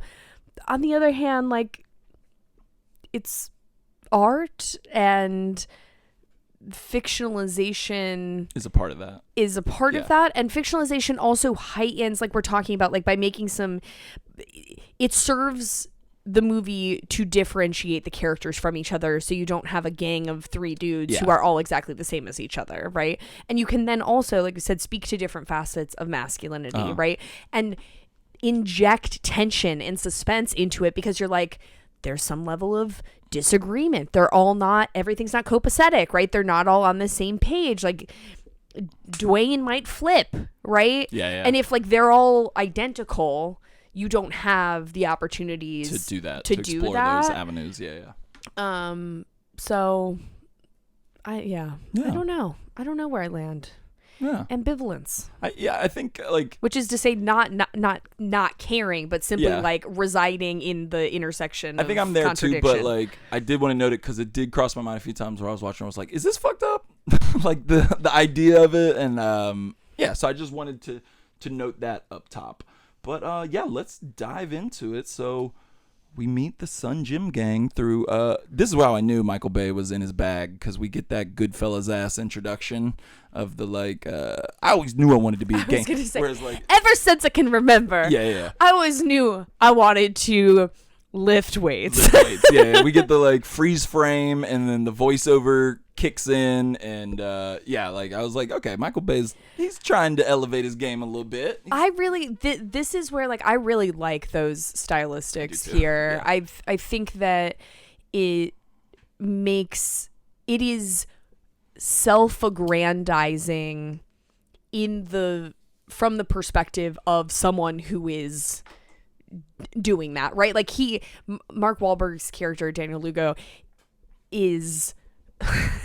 thinks he is much smarter than he is, thinks his earning potential is much higher than it is, thinks he deserves much more than he's ever worked for, like, all of these things.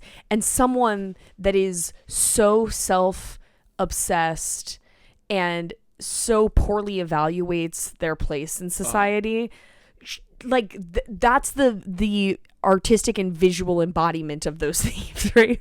Freeze frame, voiceover, like everything is about him, it's all about like glorifying his own perspective, even though that perspective is shallow and empty. And I think that's why like Bay works for this, is because like he can take some of his shit that in another movie you'd be like, that's corny and stupid, but because there's that grandiosity to it, like it works. Like I think the one that like I legit chuckled at was the slow-mo walk away from the like that classic shot where like, you're walking away and the explosion happens behind them and they're in slow-mo. Like that's like classic like corny ass Michael Bay, but then The Rock like flinches really hard. And like I was like, that's really funny. Like that's a good inversion of like something he would like do unironically in a movie, but like it works for this movie, and the added part of like the flinch in it is really funny too. But yeah, so I don't know. Do you want to ask this question? Or do you want me to? I will pose it. So I want to pose this question. Is this? Okay. So I'll say this. I was watching this movie, for the pod, obviously, and I've talked before during our They Live episode about when we were talking about best performances on film by a wrestler, about my feelings about Dwayne, DJ, The Rock Johnson, and why I think that he is not a very good performer. Not that he can't act, but that in recent years he is not delivering good performances.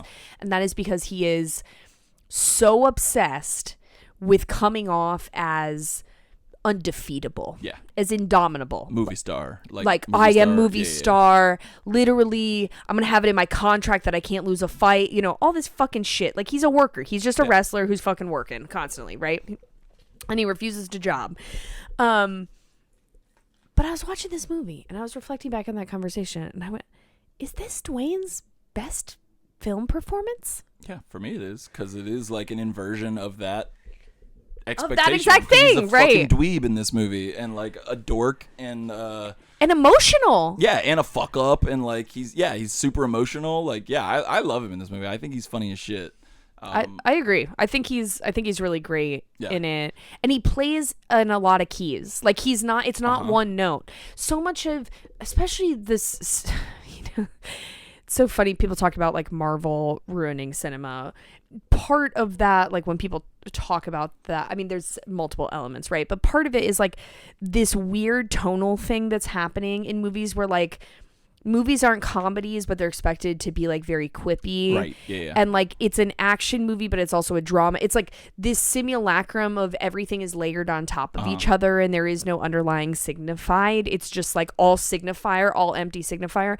And it's like I think his last maybe 5 years of his career is all that. You know, he's always big and hulking and smiling and quipping and women want to fuck him, but he's not fucking women. You know what I mean? He just like, he's every persona layered on top of each other with no depth. Right. Or he's like a really like non-nuanced like joke on that persona, like the Tooth Fairy or like Jumanji, where like I think he's inhabited by like a dorky, skinny like little boy, and he gets used to his body, which is still just another excuse for him to be the big like buff dude, giant. Yeah, right. Yeah. So like, yeah, this is something like genuinely different. And it's like a little layered, like the experience of like the substance abuse and then like dipping back into it, right? Of kind of like the relapsed addict perspective.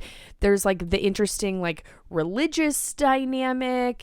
He has this like soft underbelly that he's like kind of is constantly being appealed to and manipulated by multiple people. I'm watching this movie and I'm like, Dwayne, you are a good actor. What you have to do is allow yourself to be in things that give you an opportunity. Forget you have that big body. Or even in this, right? The body is so much of it. Like it's necessary to the characterization, but it doesn't circumscribe the ability to like take on different emotional tones. Yeah.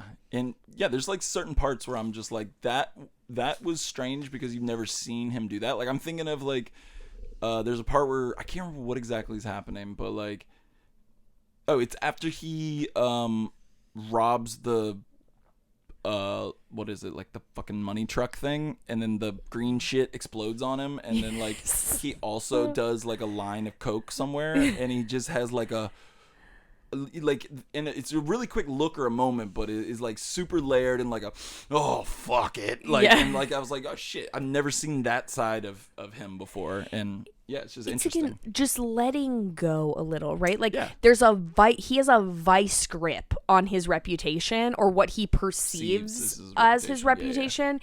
And in this movie, it really genuinely feels like he's less cognizant of it, or at minimum like he's not choking it the fuck out at every second, right? Like he allows.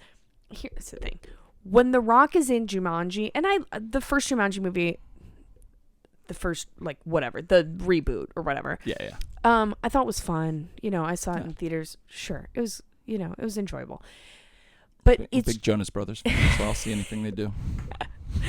But it just is like, he is the definition of someone that you watch him in a movie and you're like, that's The Rock playing whatever he is, right. Whereas in this, it's like, no, he's Paul that Doyle. Guy. I'm not thinking about him as The Rock.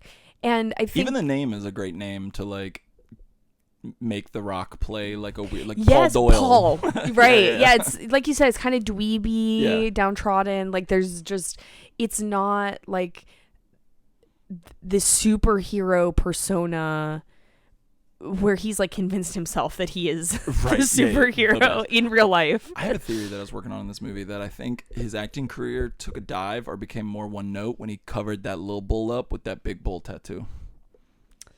Because I noticed in Pain and Gain, I was like, oh, it's still got the little bull.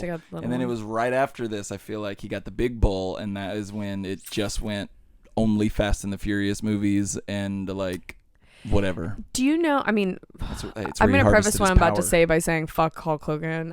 He's a racist and a liar and a piece of shit, and I don't like him. But one of the greatest tweets of all time about working yourself into a shoot and shooting yourself into a work. Do you know what I'm talking about? Yes. Okay.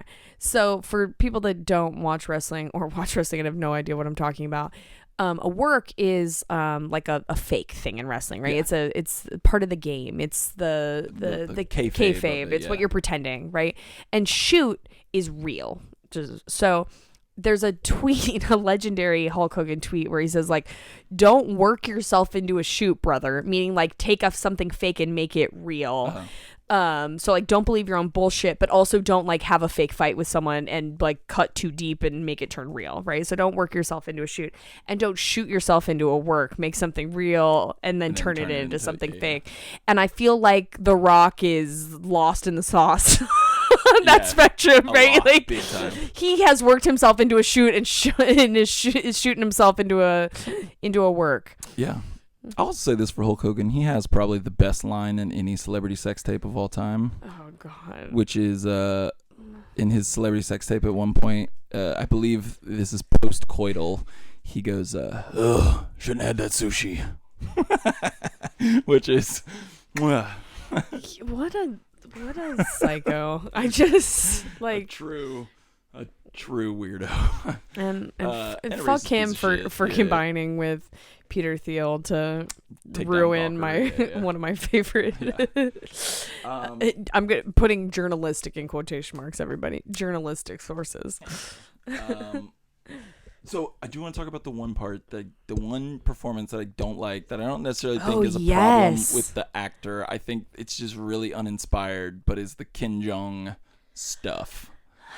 It just feels like everything else about the movie feels very specific, like a very like specific type of person or whatever, and he just feels like such a fucking Tony Robbins like generic motivational speaker guy, and it's Kim fucking Jong. He does like let him go unhinged and weird, and it just feels really canned. I don't know. I'm with you. So I think that part of the issue with it is that, especially in retrospect, and I'm trying to remember because I saw this movie in theaters, I feel like too much of it is maybe riding on what Ken Jeong's career looked like in that moment. Right. Like the fact that he's in it in 2013 right, that's when this came out, in 2013, that was supposed to read as the joke in and of itself, because it was not that long after The Hangover, right, and like all these other things where he had these really like, he was free floating out there, he was like very present, right, in the culture at that moment. So I think that's part of the issue, is it doesn't age well, because I think some of it is supposed to be like, hey, it's that guy who's like funny, right? The other thing is that I think that it should have been done with more menace. Yeah, something. And I think of like, the thing that comes to mind, follow me on this journey here for a moment, is, what's the fucking guy's name? He's in Happy Gilmore. Shooter McGavin? Yes. Fuck, I love that guy. He's also in Grease 2. Our obligatory Grease 2 reference. Always. What is that actor's name? Christopher? Yep. Christopher McDonald? That's it. Okay. That's it, so Christopher McDonald. Yes, Christopher McDonald in Requiem for a Dream. Oh, as the he plays the game show host that Ellen not Ellen Barkin. What's her fucking God. No, Ellen Barkin is the woman that's in the Oceans movies. Burstyn. Ellen Burstyn. She is like the mom, right? Ellen is the mom in Requiem for a Dream, and she is hallucinating on these amphetamine diet pills, is hallucinating that his game show host is like in her house, and that she's participating. And I feel like that is menacing, right? Like there is obviously like this very sick undercurrent, and I feel like something like that was more in that note would have worked really well like here. A degree of surrealism to it, and it just felt uninspired. Like have him talking to him on the TV, not just that it's playing in the hotel room, but he feels like he is being spoken to directly or something. It just, it didn't feel like it had punch. Behind it, but it is saved because I do really like when he just starts screaming "I'm a doer" like in increasingly more erratic ways. I like that part of it. One thing I want to talk about, and it's not related to Pain and Gain at all, but it is related to Mark Wahlberg because I find him endlessly fascinating. Have you ever seen his tweets where he I already mentioned it. About 9/11. That one's great. That's an all-time great Mark Wahlberg tweet. Yeah, he basically was that tweeted. A tweeter in an interview? I can't remember, but he claimed, that he would have stopped 9/11. Yeah, that's great. And I mentioned last episode, dude rides hard for Ash Wednesday every year. Yes. Like he always is. But one of the best tweets of all time is he tweeted out like a shot, like he scribbled on a notepad, I think, of his daily routine, like his schedule. Yes. And he works out like 3 times, doesn't he? Yeah. Okay, I want to read it because it's so good. 2:30 a.m. wake up. 2:45. Oh, let me just say 2:45 to 3:15. Eat 7 eggs. Prayer time. I love timing my prayer. I know. That's so funny to me. 3:15 breakfast. 3:40 to 5:15 workout. 5:30 post-workout meal. Motherfucker's eating 2 meals before I'm even up in the mornings. Wait, real quick. Please don't read when he goes to sleep. I want to guess. I've seen this before, but I want to guess when he goes to sleep, given that he wakes up at 2:30. Okay, sorry. Continue. Guess it now, because if I keep going, then it might become obvious. I feel like he goes to sleep if he wakes up at 2 at 8:45. Okay, let's see. 5:30, you got the post-workout meal. 6 a.m. We blocked off 6 a.m. to 7:30 for shower. I like that he prays for 15 minutes, but then he showers for an hour and a half. Right, and then his time's all fucked up because 7:30 to 8 is golf. Like, that's a very fast game of golf. 7:30 to 8? That's driving range. That must be in the backyard. That's like he's got a top golf that he's personally financed in his backyard. 8 and I'm actually, now that I'm looking at this, maybe he's doing other activities in between. I like to think, because 8 a.m. to 9:30 just says snack. So he must be doing other activities in between. But I like to think that these are just dedicated strictly to whatever he said. This is the best one. 9:30 a.m. cryo chamber recovery. 10:30 a.m. He's got to plug into his blood boy. Another snack. 11 a.m. This is the part I really like. This is subtly, like, low-key the best part, because I feel like he's like, I put out myself as this businessman and, like, this family guy. I got to put some shit in there. I got to pay attention to my kids and or think about burgers. So 11 a.m. says family time, meetings, and work calls. I'm imagining that the latter 2 categories dominate the time slot. Pushing his other child away with his foot while he's 1 p.m. lunch, 2 p.m. meetings and work calls, left off the family for that one, 3 p.m. pick up kids from school, 3:30 snack, 4 p.m. second workout, 5 p.m. shower, 5:30 dinner and family time, bedtime, 7:30. 7:30? Oh my god! I guess that's 7 hours of sleep. Yeah. I like that there's no time built in there for acting. I guess he's like, this is my non-on-set schedule. Right, No, he just does the same shit. Curiously, you gotta catch up with me, motherfuckers. You gotta come and record here. Well, not with all the green screen, they can record him working out and then just project it. Curiously, he left off committing racist hate crimes. Oh, yeah. He did do that. He beat an Asian man until he was blind. Yeah, with a 2x4. And then tried to, because he was Asian, let me just point that out. I didn't just randomly say that the guy was Asian. Vietnamese, I think. I believe so, yes. And recently tried to get it expunged for, like, so Hollywood reasons. No, it wasn't for Hollywood reasons. It was so that they were trying to open a Wahlburgers restaurant. And I forget in what state it was, but like they were having a hard time getting a liquor license because of his felony conviction. Damn. So. Well, I mean, I went to a Wahlburgers once. I dragged my wife because I was like, "We're going." Where?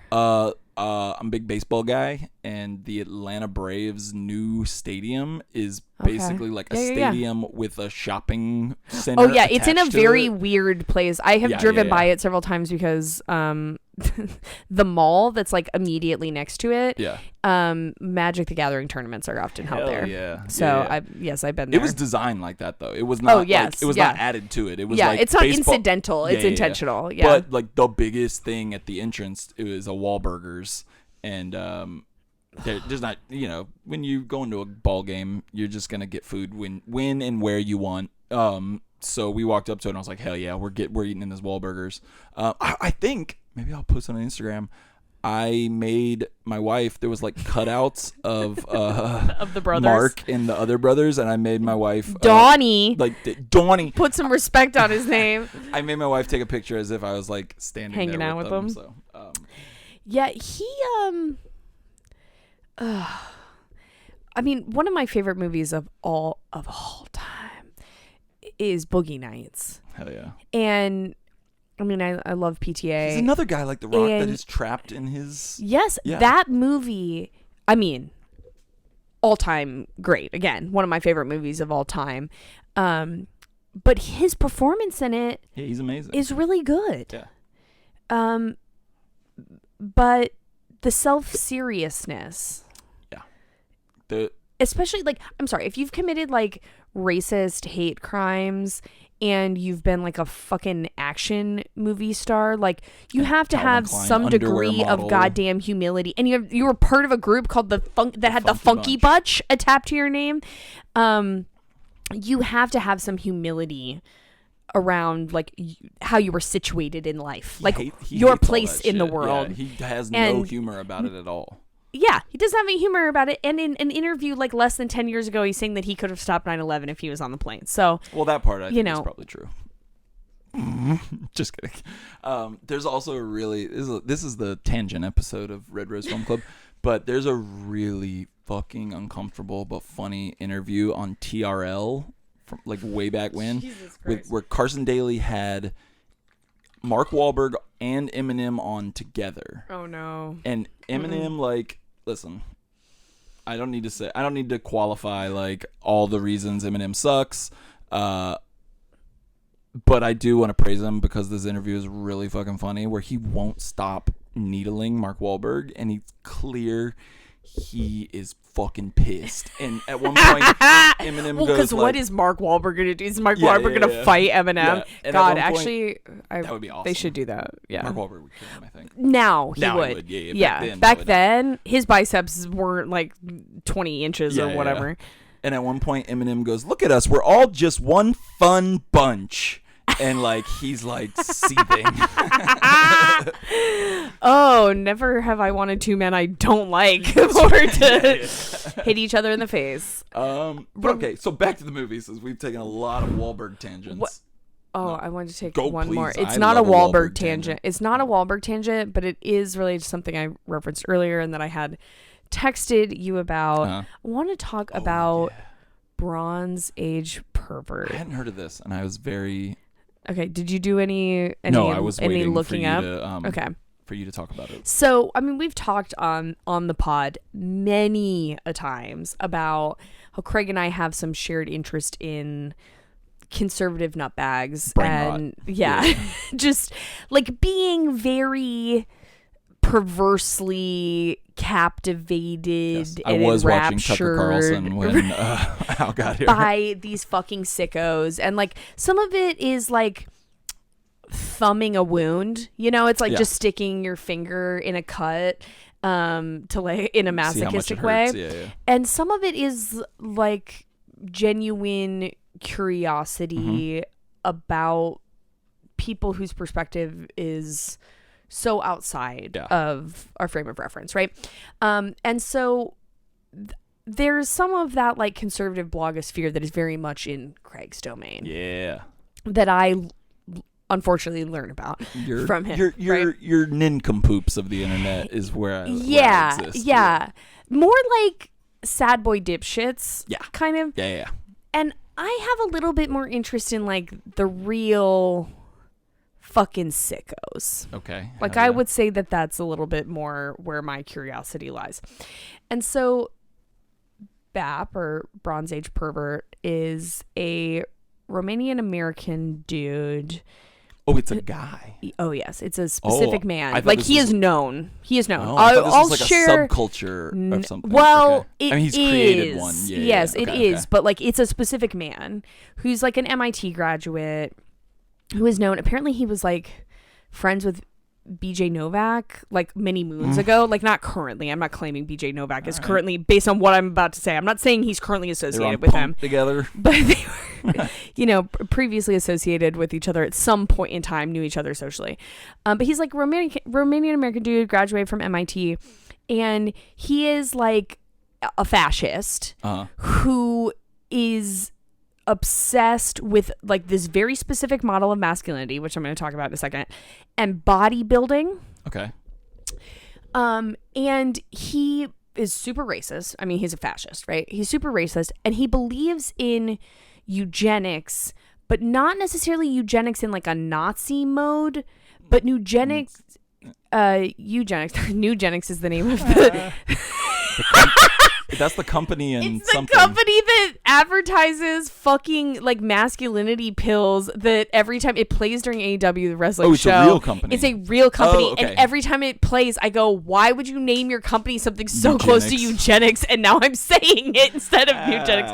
Anyway, instead of eugenics, like in the Nazi model where it's intentional like population cultivating, right? Instead, he essentially believes that war is good. And this like an old fashioned like Grecian or like Roman model of masculinity is preferable, where men just like only hang out with men. Okay. And like there's obviously homoerotic elements of this. Which you would never fight each other, kill each other, and that populations improve through this like proto-capitalistic competition where he's like saying it's like pre-capitalistic, but obviously he's applying a lens that is like capitalistic onto this his perception of how like ancient regimes used to operate. All right. And so 300. Yes, and like horny 300 where there are no women. 300. Okay, but no women are present at all. Like even like the one woman, whatever, is not present. Okay. And I just kept thinking about him doing this because part of like the little cult that he has been developing is like the bodybuilding is a really important piece of it because it's like, is that the most centric element? I would say it's the most appeal, concrete element because right, I mean you can be obsessed with ancient history and talk about what so and so philosopher said about XYZ and how that should come to bear in our politics, but like the average person who might, not that the people that are following this man are average at all, but that the average person among the population of men following him, they have no control over any of those things. What they have control over is not spending time with women and engaging in intense physical activity to shape their body and declare themselves masters of their own physicality. And so I just kept thinking about him. Now he is, and he at least conceives of himself as significantly more erudite than the gang of dudes that we have here. But that's kind of what was cracking me up about it. Because there is like this whole little section of the kind of like, I would say they're tangential to the Dark Enlightenment group of like paleo conservatives who are like, we have forsaken some like fundamental truth that we used to know about humanity. The like trads or whatever. Yes. Yes. But he goes even further back because trads think that like subjugation of women is like a key part of masculinity, and he's doing like this weird exclusionary thing where he's like, women don't even belong in my, like, so fundamentally misogynistic that it's like they're not even part of my vision, you know. But I was thinking about him a lot while watching this movie of just like that for sure. It's really that masculinity is something like, I guess, consumable, or maybe not consumable is the right word, but like that masculinity is, I guess that masculinity is a single thing, and that there's like an answer to it, I guess. I think the answer is the key part because it's about control, right? I think like there's something in this movie, and there's something about Bronze Age pervert that is ultimately about I am master of my own fate. I am captain of my own ship. And not only that, like, that's ideational. Like I am wishing, I am possessing the idea, I'm manifesting that through my actions that I can control everything. But actually, if I do XYZ, I will produce my intended outcomes. I will climb to the top of the meritocratic ladder, or whatever. That I just like see reflected in here. Have you ever just checked out Liver King? Is this the guy that just eats raw meat? Yeah. This guy reminds me, without like Liver King, like has some problematic, like fucked up opinions, but the racism is not as like dominant. It might not be dominant at all, honestly. I can't think of a time where I've ever heard him say like he probably subscribes to some really fucked up like conservative ideas, but I've never heard him say anything like. I want to make it very clear, listener, like if you go and investigate this, I highly, like specifically Bronze Age Pervert, I highly recommend that you read, and I'm sure we can like post this on Twitter, but there's the Atlantic article relatively recently, there's a Politico article, there's a Claremont review of books, there's, even if you want it from the like conservatives talking about why you shouldn't listen to him, there's a National Review article. You should read those things. Don't just like go read his Twitter unless you're fully prepared for some like, again, he's a fascist. I am not endorsing him. He sucks and he's evil. I'm interested in what he reveals about segments of the conservative movement, particularly around young men in the United States. So I just want to, that's like a content warning. Like if you go and we have look said up, was watching Tucker Carlson like 3 times.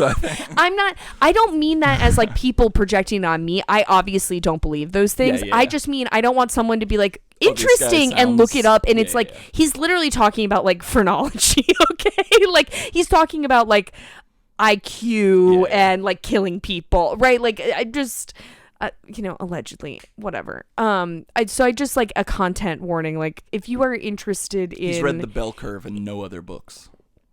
No, because he's read Ovid or whatever. He's like spending all his fucking time jerking off to Cicero. Look, I fucking know Greek and Roman authors. Step to it, bitch. Marcus Aurelius. I feel like they talk about all these dudes talk about Marcus Aurelius a lot. They're jerking off to that. Though, like one non quote unquote Western author that they read is like they talk about The Art of War. The Art of War. The Art of War. No, I was trying to guess. Oh, sorry. The Art of War. But yeah, so I was just thinking about him a lot in the context of this. Well, you mentioned the National Review.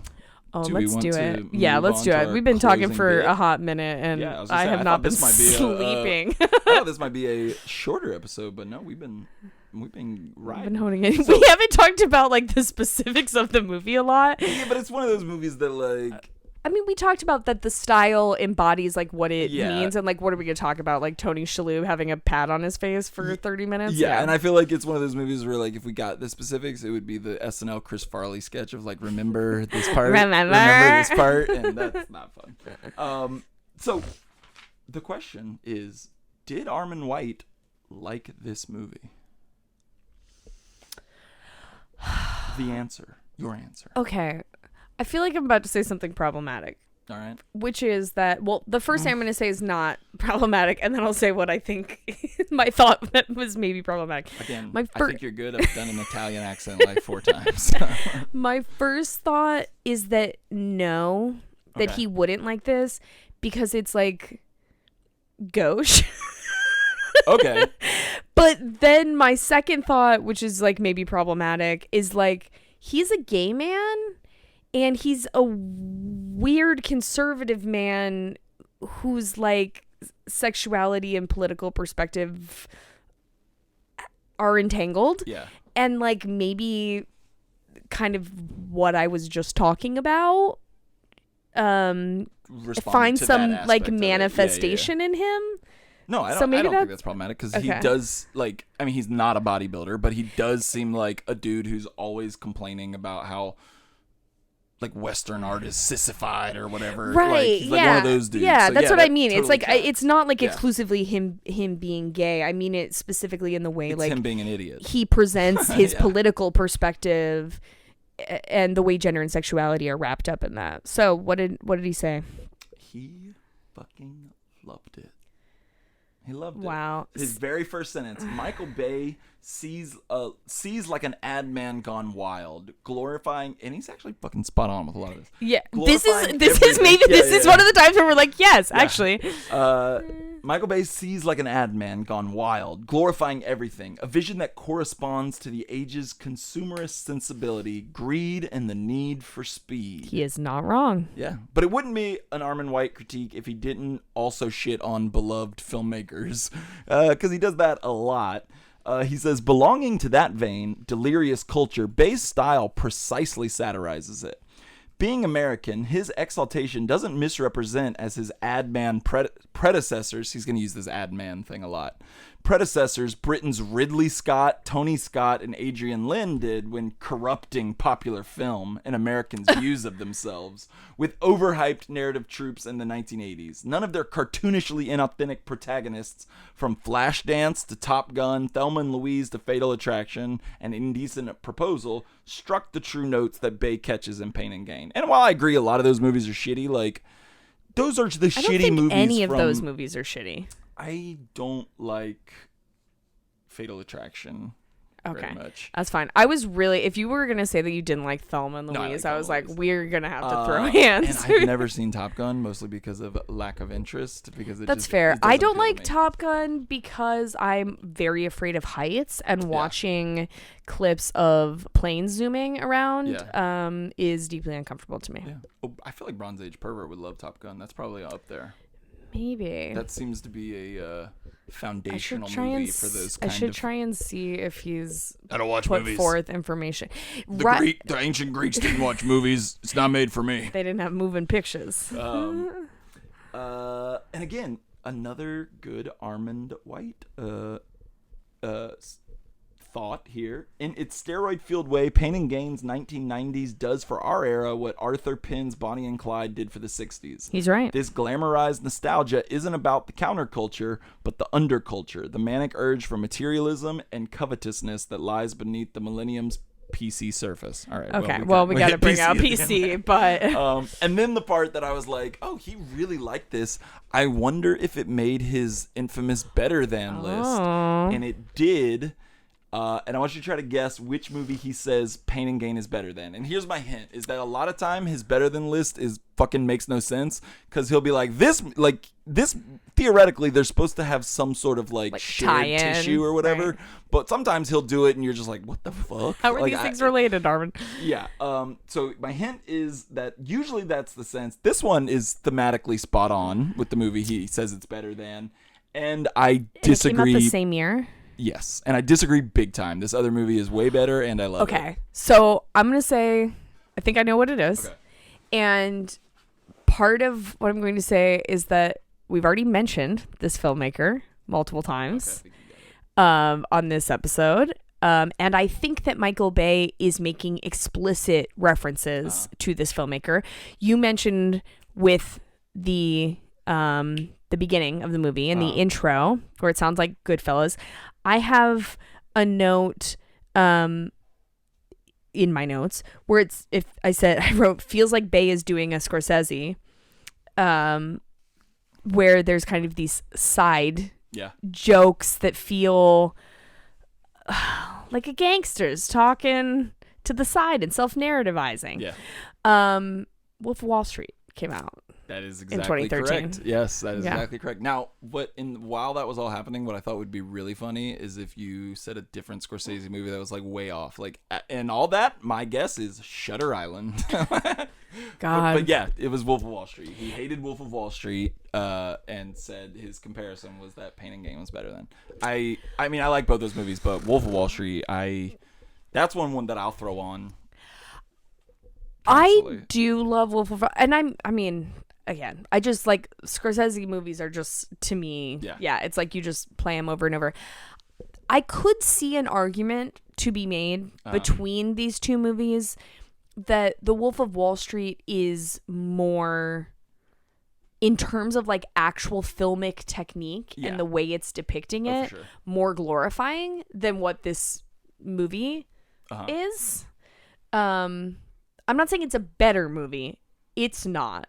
Which one, Pain and Gain or Wolf of Wall Street? Well, Wolf of Wall Street is the better movie. I'm saying it's not like Pain and Gain is not. Gotcha, If you ever, there's always this like tweet that goes around that's like, oh, this is what I would be saying or tweeting or texting, and you should know that I was kidnapped. If I ever say that any Michael Bay movie is better than a Scorsese movie, I've been fucking kidnapped. Okay, but I could see, I'm open to an argument being made about The Wolf of Wall Street being more glorifying of the gangsters, the hustlers. I think Armond White made it, that argument. You know? I'm just saying, I'm open to it. Yeah. Ever since I can remember, I've been open to Armond White making an argument. I will say also, Scorsese is like a funny filmmaker in general, but Wolf of Wall Street is like hands down the funniest fucking movie he's ever made, and God, I love Have you seen After Hours? Yeah, I did watch After Hours recently. Okay, I was like, have you seen After Hours? Because you talked about it on the podcast, and I watched it a few weeks afterwards, and I really liked it, but I still think Wolf of Wall Street is funnier. Yeah, it probably is. It's been a minute since I've watched Wolf of Wall Street, but it's like more laugh out loud. I mean, After Hours is like dark comedy. Wolf of Wall Street is absurd like, and weird. And there's like obviously the dark like undercurrent, but the ways in which it is funny are not like upsetting in the way that After Hours is. And also another line reading that just sticks with me is when DiCaprio is like going to give the speech saying that he's stepping down, and then like his ego gets to him, and he's like and he goes first, he's like, he's in the mic and he goes, I'm not fucking going anywhere. I'm not fucking going anywhere, which is like so good. I love that shit. Yeah, that movie's funny. All right, well, do we have any closing thoughts on Michael Bay's Pain & Gain? That is officially how it is. I did check to see. I just want to say I was so busy when I watched this 2 weeks ago that I literally watched it in 3 chunks, which is I've had to do that a couple insane. times. Yeah. Especially for this fucking movie. Yeah. You gotta like, break it down. I guess the only thing I'll say, sometimes I like write something off on the side that's like, I tended to say this as a quippy moment, but what I'll end it with is I, in my notes, wrote about this movie that I think there's some interesting ways that it embodies fascism, in that one of the markers of especially like 20th century fascism and carries over today is like action for action's sake. Mm-hmm. That you're just like, they're violent for the purpose of being violent. Yeah. They are decisive for the intention of being decisive, not connected to what the outcome is, right? Yeah. And I think that certainly Michael Bay was not making a movie about fascism, but again, thinking about like Bronze Age pervert and all of this stuff, the ways in which like right now there's a resurgence of youngish, that's being generous, right? Andrew Tate, youngish men who are like picking up these principles again and leading the charge of just like physicality for the sake of physicality, violence for the sake of violence, action for the sake of action. And the way this movie kind of, sometimes in a glib way, sometimes in a silly way, kind of picks up on these themes and feels like resonant with what's happening right now without being like preachy or cookie cutter is really interesting. Yeah. I kind of wasn't, I knew I liked it. Yeah. I'd seen it several times before, but I hadn't watched it in a long time. And I was just like kind of surprised by the way it felt on the nose. Yeah. I thought of one other thing I wanted to add as well. Oh. That I think a big critique of Michael Bay, a lot of times, and I would say I've had this critique as well, is that the way he portrays violence in movies is, we keep using this word, but is usually like really glib, where like he creates violent scenes that like are cool, but doesn't really think about like, the ramifications of it. I'm thinking like Bad Boys 2, where they have the chase scene through like the slums of Cuba, where like had to have been hundreds of people died, and like, you know, Will Smith and Martin Lawrence are like quipping to each other, or like Cowabunga, dude. Like Transformers, where like they take out multiple city blocks and the robots are like sick, dude, or whatever.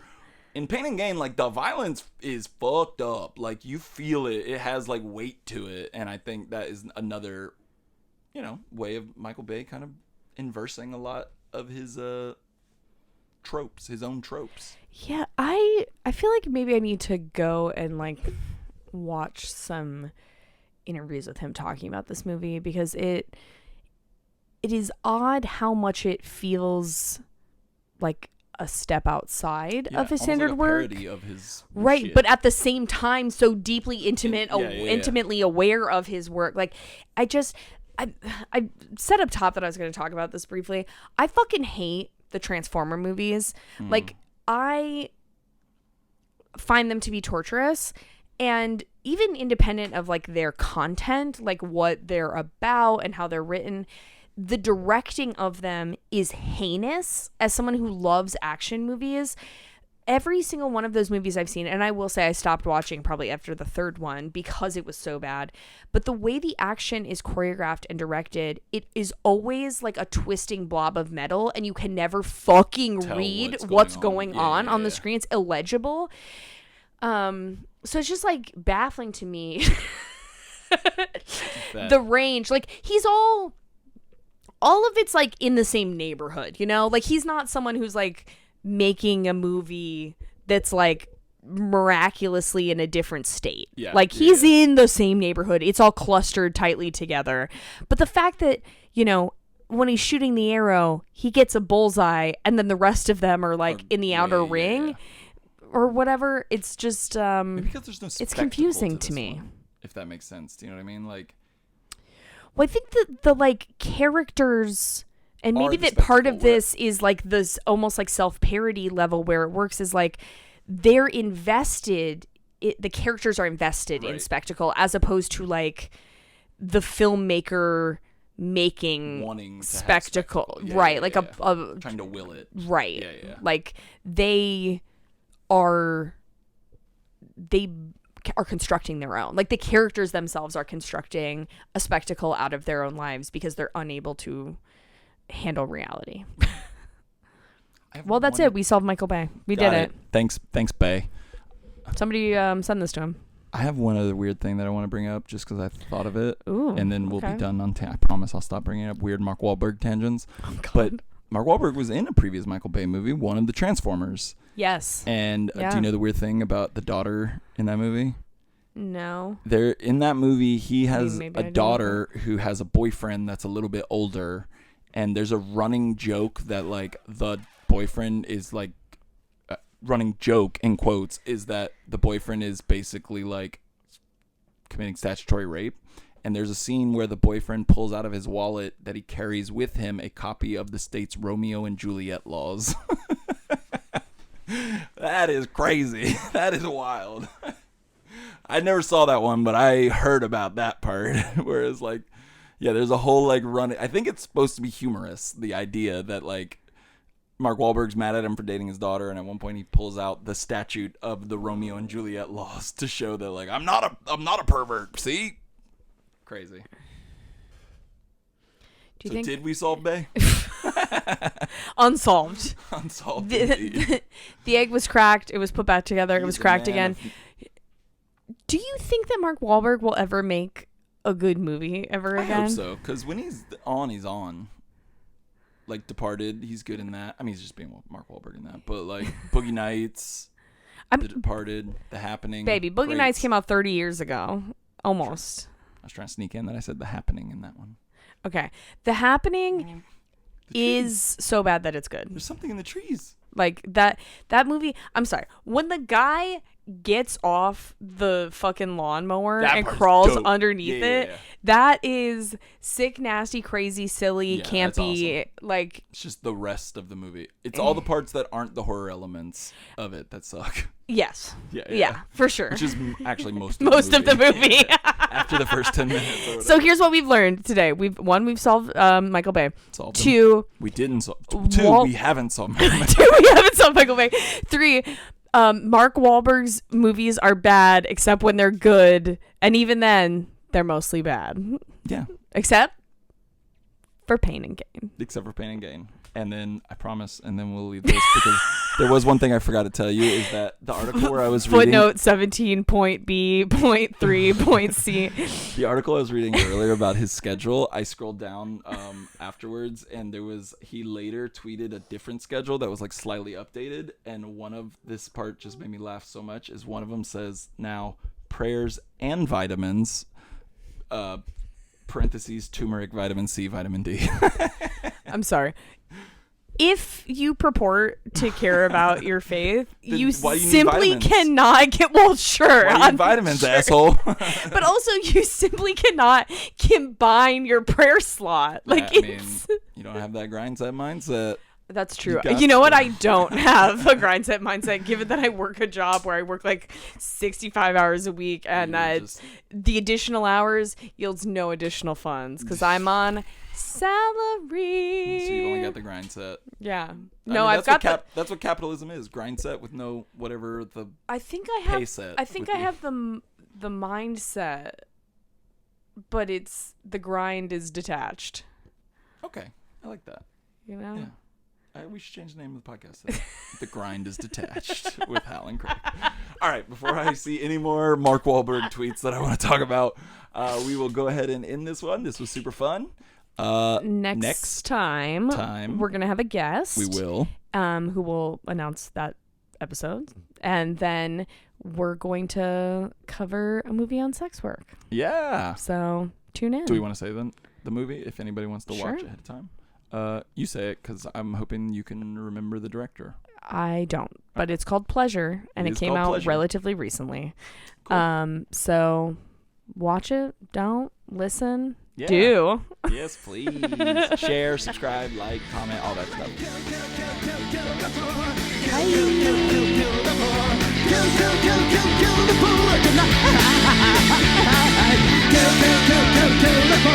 Kill the boy.